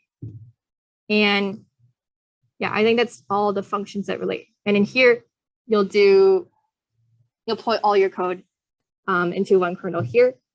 And then, are there any questions about that? I know I went through that pretty quickly. Oh, okay. So now we can go back to the slides. So now you're thinking, okay, well, we have the spatial data structure. This should be faster. Like, what more can I do to make this even faster? You'll find that there's actually something a little problematic about this implementation. If you recall, with the example I gave you for the cars, I shuffled the parking spots, but I didn't shuffle the license plates, and I didn't write out a bunch of license plates because I didn't have that time. But basically, you can think of that as the positions and the velocities of the voids.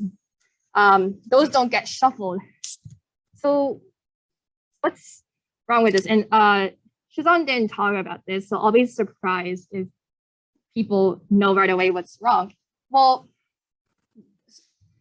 when we're accessing the void, we aren't shuffling this, so we're kind of using this to say, oh, I got void 8, so I have to go here. But if I kind of like access it the way it is right now, you notice I'm jumping around a lot. I'm going in a very different places all around the program. Why might that be problematic? Because this is global memory, and global memory access can be really costly if it's out of order. So you'll actually find that when you get to the nitty-gritty details of DP programming, things are a lot faster when you do them continuously as opposed to random access. When you jump around, I don't know the specifics of it, but I think just like the pointer math resets, and then you end up with slower accesses than if you were just doing it all in one order. So obviously we want, yeah. Essentially, what's happening is when you're launching your threads are going to be in order, right? So your threads are going to be in order, and threads 1 to 32 or 0 to 31 are probably working on cell 0. Then the next batch is working on cell 1, and so on and so on. You don't want them to access memory randomly. So that's what we want to optimize. Make sure that when you're accessing memory, threads of a group of a wall are reading continuous memory on the GPU. And we have slides of these in the future, which we've done much in detail. But this project is mainly focused on getting you used to accessing memory, the indexing that's going on, and all that. Great. So you actually notice that we want an implementation that eliminates the indirection So you saw how previously the two were kind of distinct in their level of interaction. But we actually want to get to a point where the data is shuffled along with the void indices. So so this way, once you shuffle the void and the data shuffle with them, then you can access them all in one contiguous block with the threads instead of having to do that indirection and then cost us some frames. Yeah. No. So this upper void index is just kind of I don't know, for ease of reading, but it's implicit. It's basically if you remove that void index, you just have your position and velocity buffers. Yeah, there's no reason to redundantly store 0, 1, 2, 3 and index 1, 0, 1, 2, 3. So, did you have a question?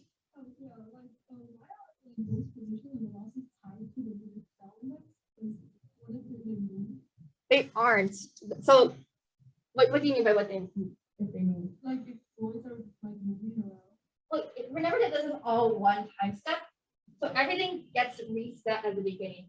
So for every time step, you're trying to calculate which cells in the grid the voids are, and then you shuffle them. But you don't actually need to keep the order of these voids because I don't know, there's no sequential order to them. They kind of operate independently of each other. So as long as you have the position of a void, you can determine its new velocity. But I guess it's like you have your time step. You find where they are in the grid, then you rearrange this position and velocity, and then nothing from that previous step needs to remain the same. You're basically starting anew and starting from this top diagram again. So Yeah, so this bottom half becomes your top half. Exactly. And step one. yeah, and we're yeah. I don't think I need to add anything. But do people kind of understand? Oh, sorry. Yeah, so that means the benefit of accessing family is higher than the cost. Yes. And always remember, this is like fundamental thing, right? GPUs are really good at handling compute while memory is fast. It can be the bottleneck. So you want to, if it means that you're using more compute to optimize memory, you should try it. Yeah, I can pull up the example too because that came up. So we give you we have this thing called unit test. We basically demonstrate an example of this third-party library called Thrust. So you basically will create device versions of or device pointers to your things to be sorted, and then sort by key is done on the GPU. Yeah. One thing to remember here is all of this data lives on the GPU. It's never copied back. If it was getting copied back in the CPU, you're going to pay the cost, so we never do that. We try to do updates or swapping of the pointers, all of that, the data stays on the GPU. Yeah. So this will be the final optimization, and you actually will notice that it does make a difference. Or you hopefully should. If you don't, maybe something went wrong. But yes.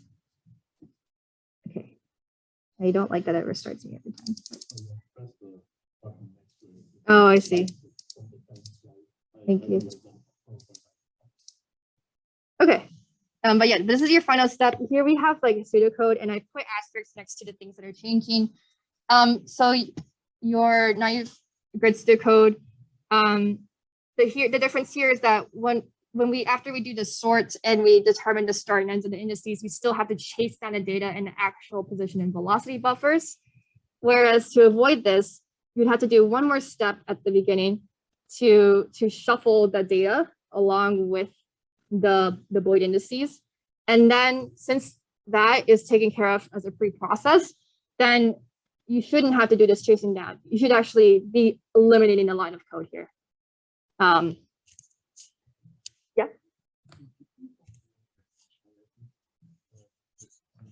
Yes, but you don't have to consider it for this project. So don't worry about it. We'll have future projects where that will be extra credit and then mandatory. So we'll go through it. This is just intro to Puna 100 thing. Any other questions? No? Okay. then that should be it in terms of implementation. I guess some final tips. We didn't define every kernel that you'll need. So if you sense that you don't have a function that you need, please feel free to insert it. I showed it to you already, but the unit test, it can help you individually test stages as well as just give you general examples of how to do stuff in CUDA. And then you're naive to semi-coherent uniform grid should involve a lot of copy paste. So don't feel like you're doing anything wrong if it looks really similar. And then finally, this last thing, consider the indexing order in grid index 3D to 1D. So this is a function that we give you. Kind of think about how this math works out. If we're iterating over an entire grid, you don't want to iterate in a component that skips a lot. So of these three components, which one has like basically kind of the largest skips when it comes to a 1D index? Z, right? Because you're multiplying by resolution squared. So if we iterate over the Z, we're actually having a lot of jumps versus when we iterate over X when it's all continuous. So same idea from the when I talked about global memory. In general, you want to try to iterate as continuously as possible through something. Yeah, and I think that's everything. Yeah.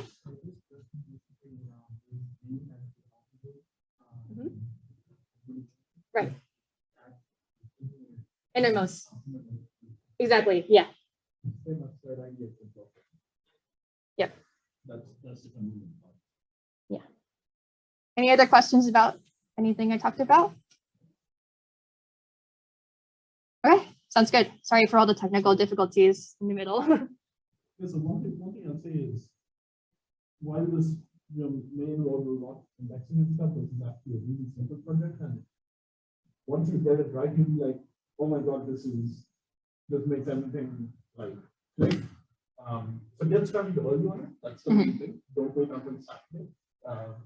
That'll be the wrong time to get started. You want to get started early. Take it step by step. The looks and the to-dos will help. Follow those, get the basics right, and then you can work on it. Right. And also remember that all I talked about today was code.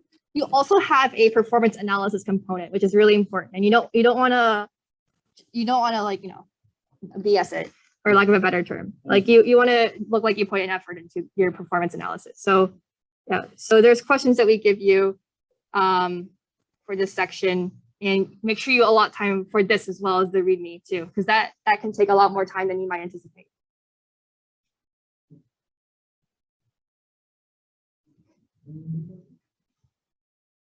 We're looking for very pretty reasons, okay?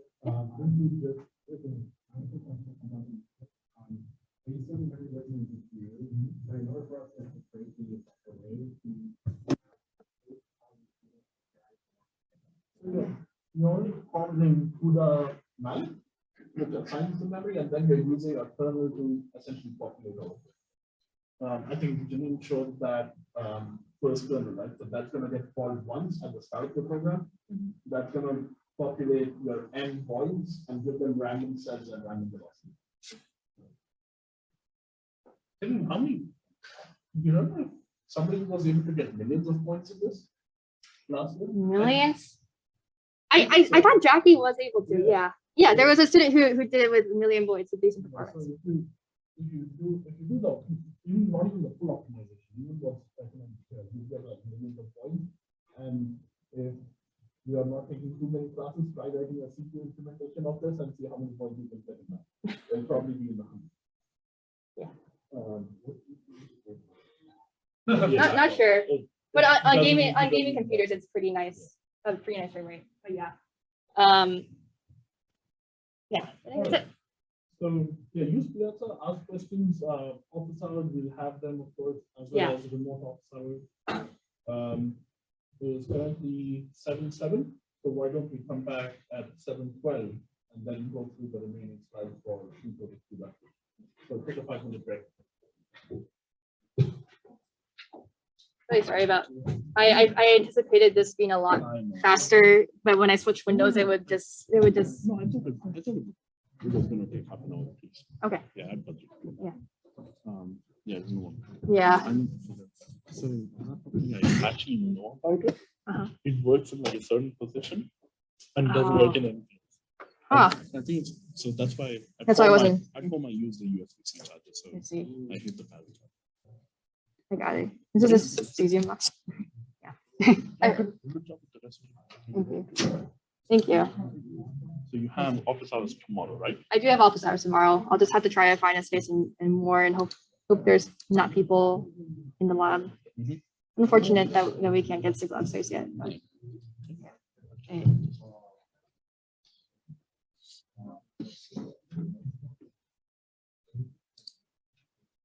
And I really like practicing my time as I was watching the lecture, and I was like, oh, I'll be right on time. I'll get out. It's okay. And then we had a technical difficulty. I felt like my entire rhythm was ruined. No, that's the different APIs, but essentially designed to do the same thing. OpenCL is open, so other people can implement it, and you don't need NVIDIA GPU specifically. I wouldn't say it's an industry standard, it's become the adopted way to do it. OpenCL is more of a standard in that side because it's been adopted by a group of companies.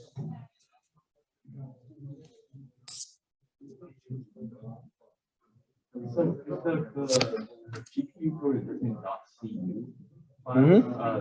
So is that like, I mean, that's probably kind of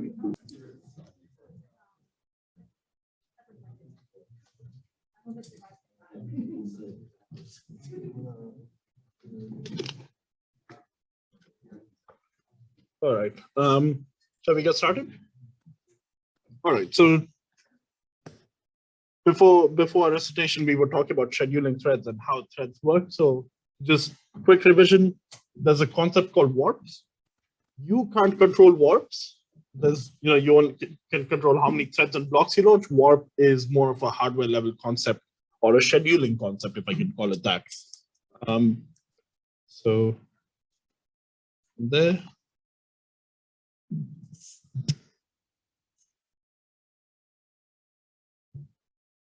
It's still not.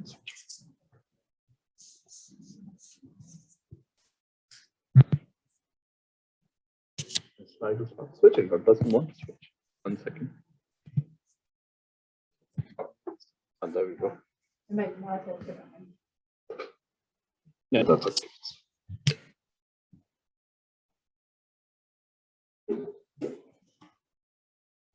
Yeah, so warps can hit stalls, when you're reading memory and stuff. So that's okay. It'll swap out warps as needed. It's really fast, nothing to worry about.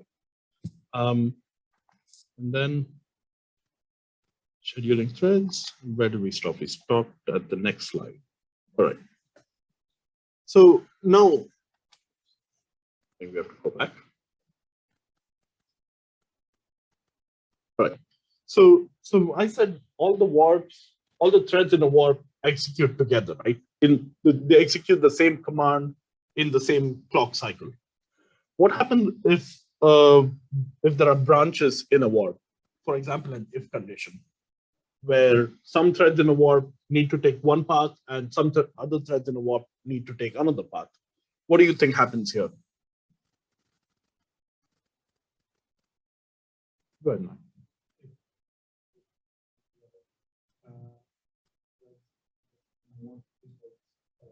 They're not all executing, or they're executing at the same time, but the work is the small community scheduling, therefore the whole thing is not at rest. Exactly, you're exactly correct there. So the key thing to remember is warps execute the same instruction in the same clock cycle. Okay, so if you have an if statement where some threads need to execute the if block, other threads need to execute the else block, that means all threads will execute the if block, where the result of the threads that shouldn't execute the if block is thrown away. And then all the threads will also execute the else block, where the threads that should have executed the if block get thrown away. So here you can see in the if block, we see the thread 0, 1, and 3 running. Okay, so those are going to execute, but all the other threads are just going to be waiting. They're not going to do anything.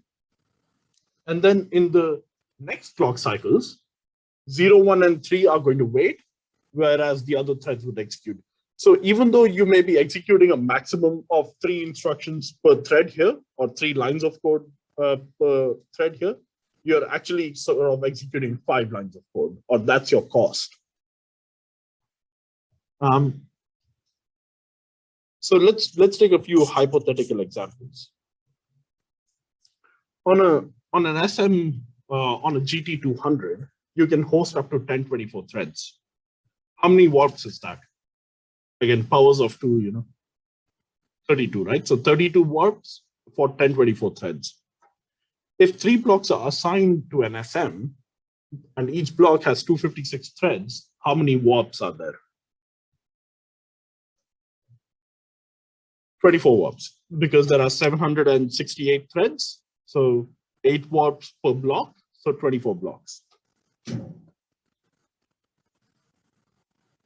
So now let's look at how we get to those massive numbers that we were looking at earlier of how many threads we can host. So there are 32 threads per warp, but in the G80 architecture, this doesn't completely apply to the new architectures. In the G80 architecture, there were only 8 SPs per SM, so 8 streaming processors. So what you're saying is there are 32 threads per warp, but there are only 8 cores to execute them. How can that work? That works because an SM on a G80 would schedule warps that are instruction ready. So you do 8 threads on the SPs in the first cycle, then 8 more in the second, third, and fourth. So you technically need 4 cycles to execute 1 instruction for 1 warp. But on the modern day GPUs, it doesn't really matter because you have enough cores to run the entire warp at once. So now let's look at a couple of other things. Hypothetically, of course, the kernel has 1 global memory read. Let's approximate that to 200 cycles. So if you remember that stall diagram, you hit, let's say, read M of I. Remember your matrix multiply example. You're reading a memory there, and that's going to take 200 cycles. And then following that, there are 4 non-dependent or independent multiplies and additions, okay?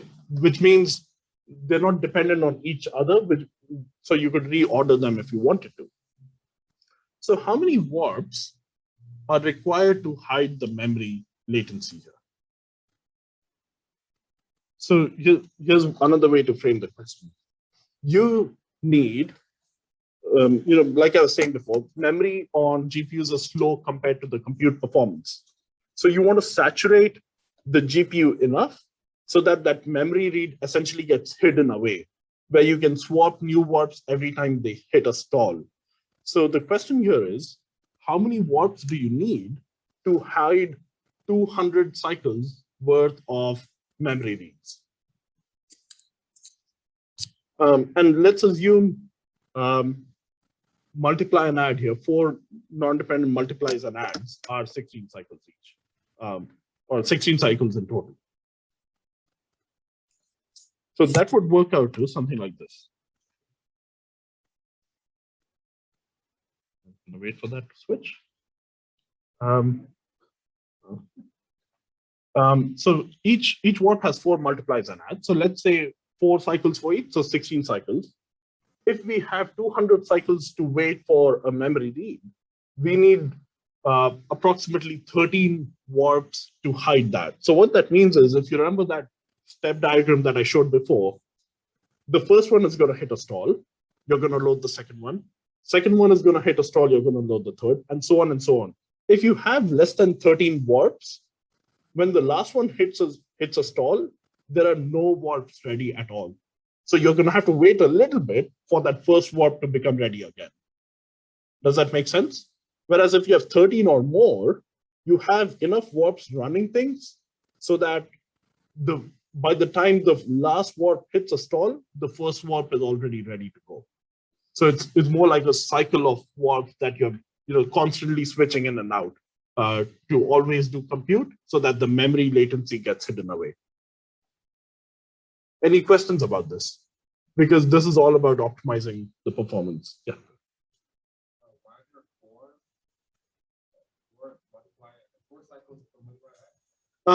So generally, correct me if I'm wrong, I don't remember the exact numbers, but usually it takes one FMA operation takes 4 cycles.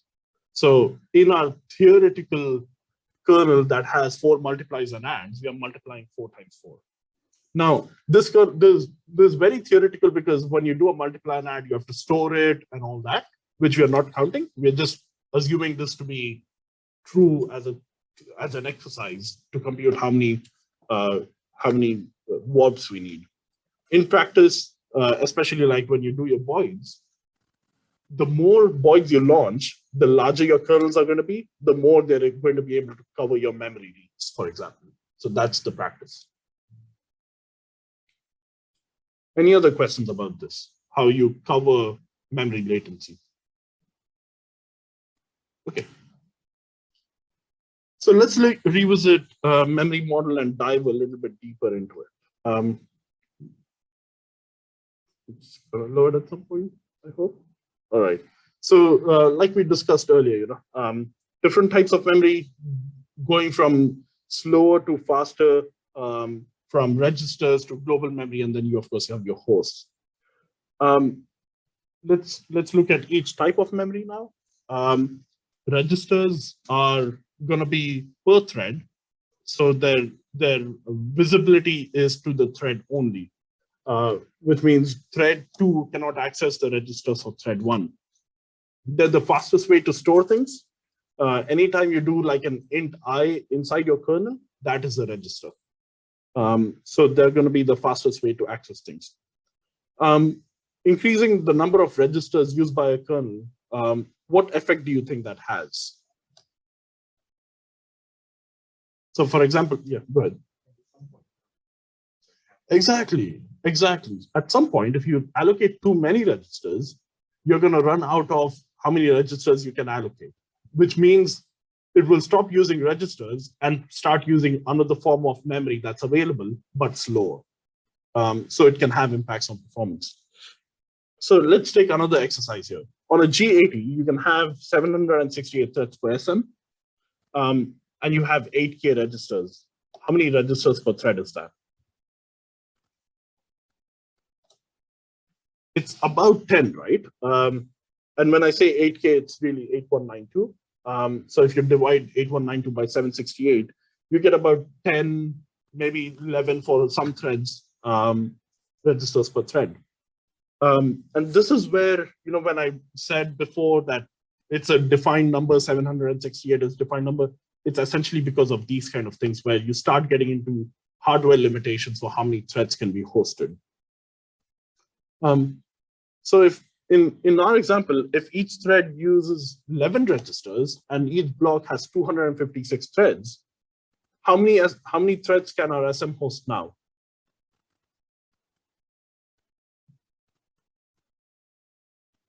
It can host 8K divided by 11, which is probably a little less than 768 threads. But if our block has 256 threads, that means we can only have 2 blocks on the SM now. You can't launch 3 blocks. So you see how increasing registers can decrease our parallelism. Does this make sense? So you're essentially going from, if you use 10 registers per thread, you can host all 768 threads, which is 24 warps, okay? But if you use 11 registers, you exceed that hardware limit, and now you can only host 512, if you multiply 256 by 2, then you can host 512, but if your blocks are smaller, maybe 64, maybe you host something like 600 something threads. So you're probably getting around 16 to 20 warps of threads per SM. So that decreases how many threads you can have in flight. A few special registers that exist. So there, yeah, go ahead. Just to clarify, like, is just talking about like Mhm. sending associated signs, is that like somewhere predefined or are you specifying that? No, this is actually all hardware defined. And I don't know if you did it as part of the debugging lab or Project Zero. I don't think you did it as part of Project Zero. In Insight, there's an option to show you your GPU specs. And as part of your GPU specs, you can actually see how many registers per thread, how much shared memory per block and things like that. So you get all of that information for your GPU, and that's how you optimize things. Yeah, okay, so it's really based on the architecture of the GPU. Exactly, yeah. There's not, is there really anything you can do to change that around, or that's just based on? No, it's all burnt into the hardware, so there's nothing you can do to increase or decrease that. Any other questions? All right, so a few special registers that exist. These are basically read-only if you think about it. Are block IDX, thread IDX, grid dim, block dim. These are all special registers that are accessed using built-in variables.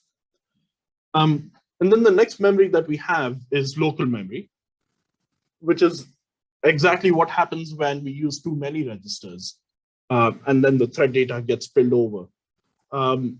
It's local because it's still private to the thread, but it is stored outside of registers. So sometimes it can get stored in shared memories. Other times it gets stored in global memory if there's way too much. It's not really a memory in that it's not really a physical memory chip on your GPU. It's more a conceptual model where it gets spilled over into global memory. But it is cached, so it's faster to access than randomly accessing global memory.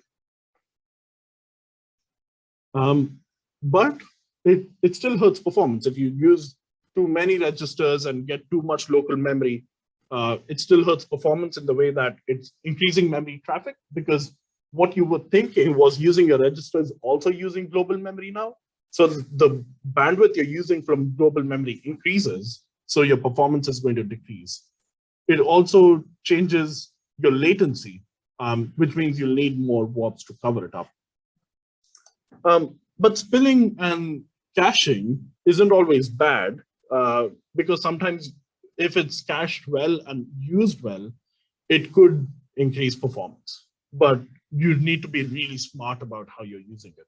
Ideally, you'd never get into a situation where you're using too many registers. Then the next memory model we have is shared memory. Now the scope of this is per block. So all the threads in a block can access all the shared memory that's assigned to the block. So they can randomly access, they can access one-to-one, however they want. This is again on chip, which means it's literally on the square chip that's on your GPUs. And it's faster to access, it's really fast to access, and you get random access with it. It's not as fast as registers, but close enough to that. So let's do another exercise here. So you have a G80 GPU and per SM you can have 8 blocks, and you have up to 16 kilobytes of shared memory. So what is the maximum shared memory you can allocate per block? 2 kilobytes, right? And how much is 2 kilobytes really? If you think about it, 2 kilobytes is 2048 bytes, which in floats is 64 floating point numbers. So it's not a lot at all per block. Now, if any of you have a question in your mind, can we allocate different shared memory per block? No, you can't, because that is defined at compile time. So all the blocks will have to get the same amount of shared memory. So again, like the previous example, what if we exceed that limit? Let's say we are using 5 kilobytes of shared memory per block. What happens then? How many blocks can we host now? You can host 3 blocks, right? Because if you're using 5 kilobytes and you have 16 kilobytes, the hardware is only going to allow you to store 3 blocks at a time. So that means the 2 other blocks that you may have had or from before get spilled over into other SMs, and your parallelism decreases. And then our other major memory, of course, is global memory, which is the largest form of memory.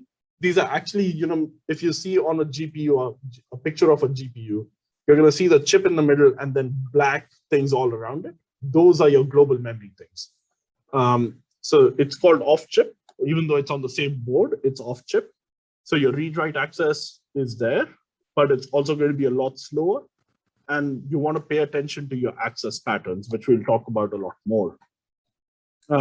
If you write to it, it invalidates cache, but if you're reading, it's going to cache things as you go along. GT200 and G80 had these kind of speeds. Newer GPUs are into 500, 600, 700 gigabytes per second, which is really fast, but compared to registers and shared memory is terribly, terribly slow. And then we have constant memory. So I spoke about this a little bit in the first class, where it's short latency because it's cached, but it's read-only and can only be written to from the host. So let's see how we define these. Once this slide loads.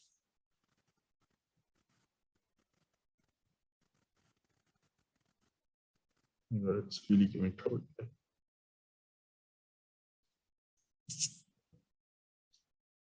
All right, finally.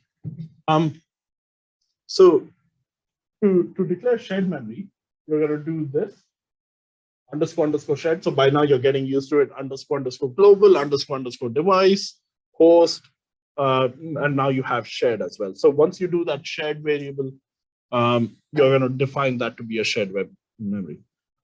Anything else you do in float in your kernels, that's going to go to a register because the scope of that is your thread. You can do device for variables as well. So just like you do device for a function, you can do device for a variable, and that gets stored in global memory. And finally, you can also do constant, which gets stored in constant memory.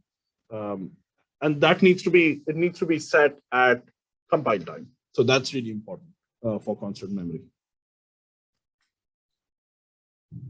So we saw CUDA memcopy, right? So CUDA memcopy writes from host to device or device to host. It can copy that. How do we do it for constants? So to do that, we do this get symbol. So if anytime you're doing constant memory, you're going to do this get symbol address, get symbol size, and then to and from symbol. You don't need the direction here explicitly set as an enum because that's built into the function itself. And at the bottom, I have an example of how you do it. Notice this, the size of constant memory needs to be defined at compile time so that the compiler knows how much memory to allocate for it. All right, so let's get, or before we do that, any questions on memory models? I think all of you should be pretty set now. Don't worry about how I use shared memory, what performance impact it has. We'll get to that, and we'll get to that in our matrix multiply example. But just be clear on the hierarchy that we have. Registers fastest, global memory slowest. Then you have shared memory that can be used for communicating between threads. All right, so let's review our thread hierarchy. So we have our way to calculate thread IDX. In a 1D memory, you're going to calculate it like this. Then you're going to store it in a register if you want to, because you don't want to be reading it multiple times. You do whatever function you want, and then you store the output. All of these are going to be running in parallel, right? All these instructions are running in parallel. So just because you do input of thread ID for a warp, all 32 threads are going to go and grab that memory. If you think about it, if you try to do one thread at a time, you're going to have 32 times that same latency because each thread is trying to do it sequentially. Whereas if you do it as a warp and you're grabbing the same chunk of memory continuously, then you're going to be able to pull that up directly. So that's where the data parallelism also comes into play.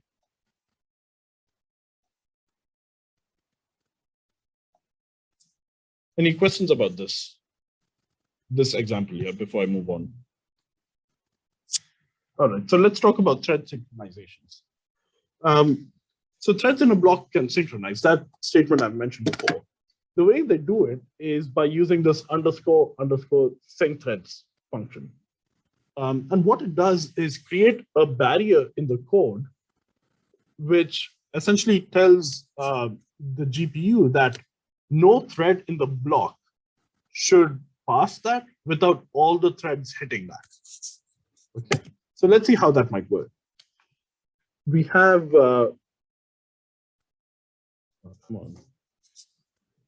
So let's take this example where we have 4 threads in a block. At time and for the sake of slides, let's assume our warp size is 2. Okay, so 2 threads get executed at the same time. 4 threads in a block, two threads in a warp. So at time 0, thread 0 and thread 1 are going to execute the first statement. At time 1, they're going to hit sync threads, which should come up soon.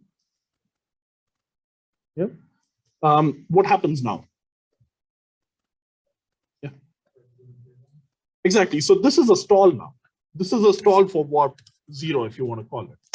So when warp 0 hits a stall, it's going to go to warp 1 and try to execute that. So at time 2, you're going to hit, you're going to start executing threads 2 and 3 so that those can get executed, and see how I've grayed out the arrows. So that's essentially, okay, they're installed and warp 1 is executing. Then at time 3, this is going to hit sync threads as well. So now what happens? Once they hit sync threads, what happens in time step 4? Go ahead. They can all move because they satisfy the sync threads requirement. Can you be more specific about which ones you think will move? So well, not wrong. Here, which ones are active? Threads 2 and 3 are active, right? And all the threads satisfy the condition. So the scheduler will find no reason to swap out warp 1 for warp 0. So in time step 4, it'll continue executing threads 2 and 3. And then once that exits, it's going to go back into thread 0 and 1 at time step 5. Does that make sense to everyone about how sync threads work? Okay, so now a few hypothetical questions for all of you.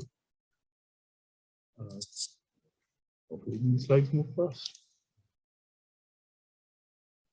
Okay, why is it important that execution time be similar among threads? And what do I mean by execution time? That's the number of instructions, right? So why is it important that they be similar? Go ahead, man.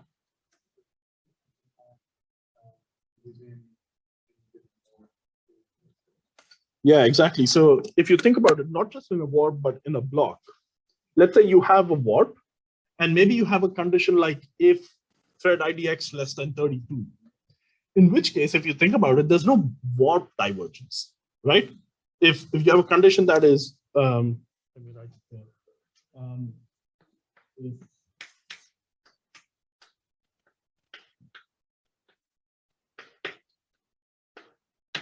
X is less than 32, which means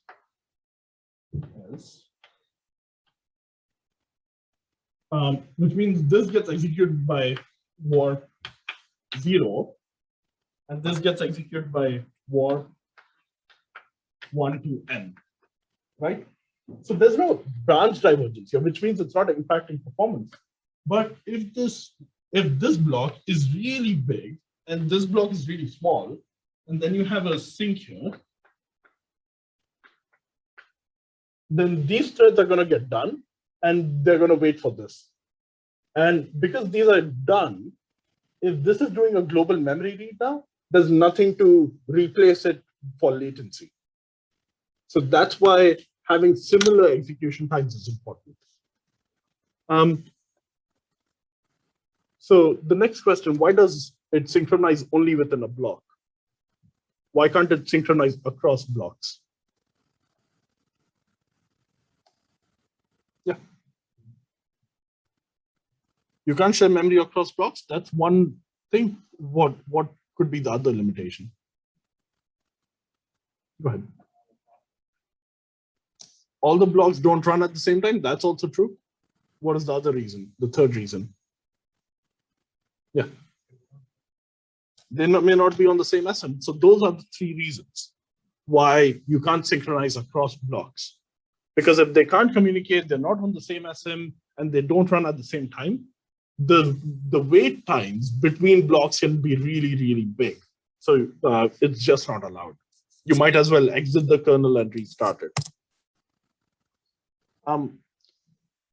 The other thing that can happen is based on your architecture, if you're launching 8 blocks, for example, depending on what kind of GPU you have, the way blocks are executed is also going to be very different. You can have a few SMs executing many blocks each, or you can have many SMs executing some blocks each. All right, so we spoke about sync threads, but can it cause a hang? What may cause a sync threads to hang? Go ahead. If one of the kernels won't halt or won't hit sync threads, how can that happen? Okay, what about bad code? I agree with you, it's bad code, but why bad code? Or what kind of bad code? I mean, that's not really hitting the sync threads, right?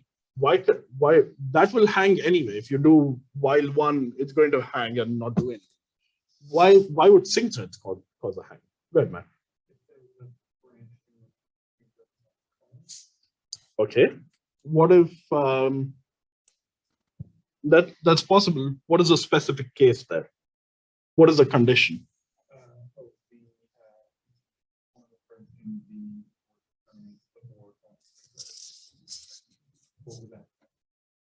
So I'll pick on your term of terminate. Terminate doesn't cause sync threads to hang. If you, for example, return from a thread, it won't cause a sync threads to hang, but you are onto something. Will this hang?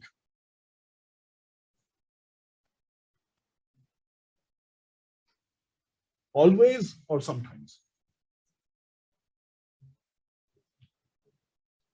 What kind of condition would it be? Yeah. Right. So if all the threads in the block either hit the if or they skip the if, there's no hang. If at least one thread in the block hits the sync threads, then all of them need to hit that sync thread. So that can cause a hang. What about this one? What about this one? Will this hang? So now all the threads in a block will hit at least one or the other.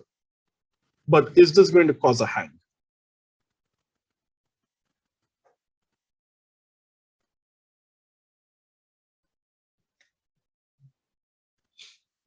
Go ahead. Yeah. So in this case, each sync thread is treated separately. Think of it as having a unique ID.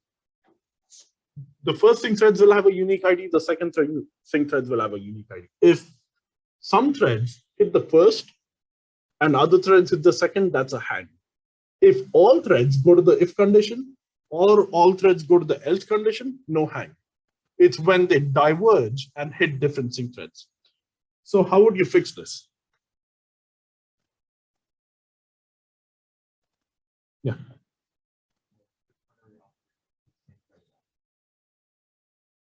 How would you fix this? Your answer is correct. How would you fix this? Exactly, move it after. Move the sync threads outside the if else. Okay. So don't do this. Okay. unless you're really sure that it's not going to cause async threads, where you're defining it based on block size and stuff, don't do this. All right, so just looking at time, it's 7:45, we have half an hour more. Don't want to keep you all too long. Next, I wanted to revisit the matrix multiply that we had last time. It's up to you guys if you want to continue, or I can pick this up in the next class as well. It's not critical to project one. Most of the stuff critical to project one has been covered. So everybody wants next class? All right. So we'll pause here then, and we'll pick this up in the next class. But be sure that before Monday, you finish your projects and also look at the slides from our first class. Don't look at these slides. Look at the slides from the first class, and then we'll discuss these on Monday. Okay.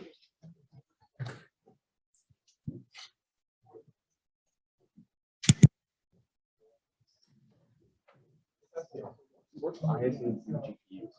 Because I was reading like an article that someone like I think today they had gotten started on porting CUDA over to this 5, and they used an RB32 IMF architecture, which I guess makes sense because it's just like integer ops and floating point ops and like none of the general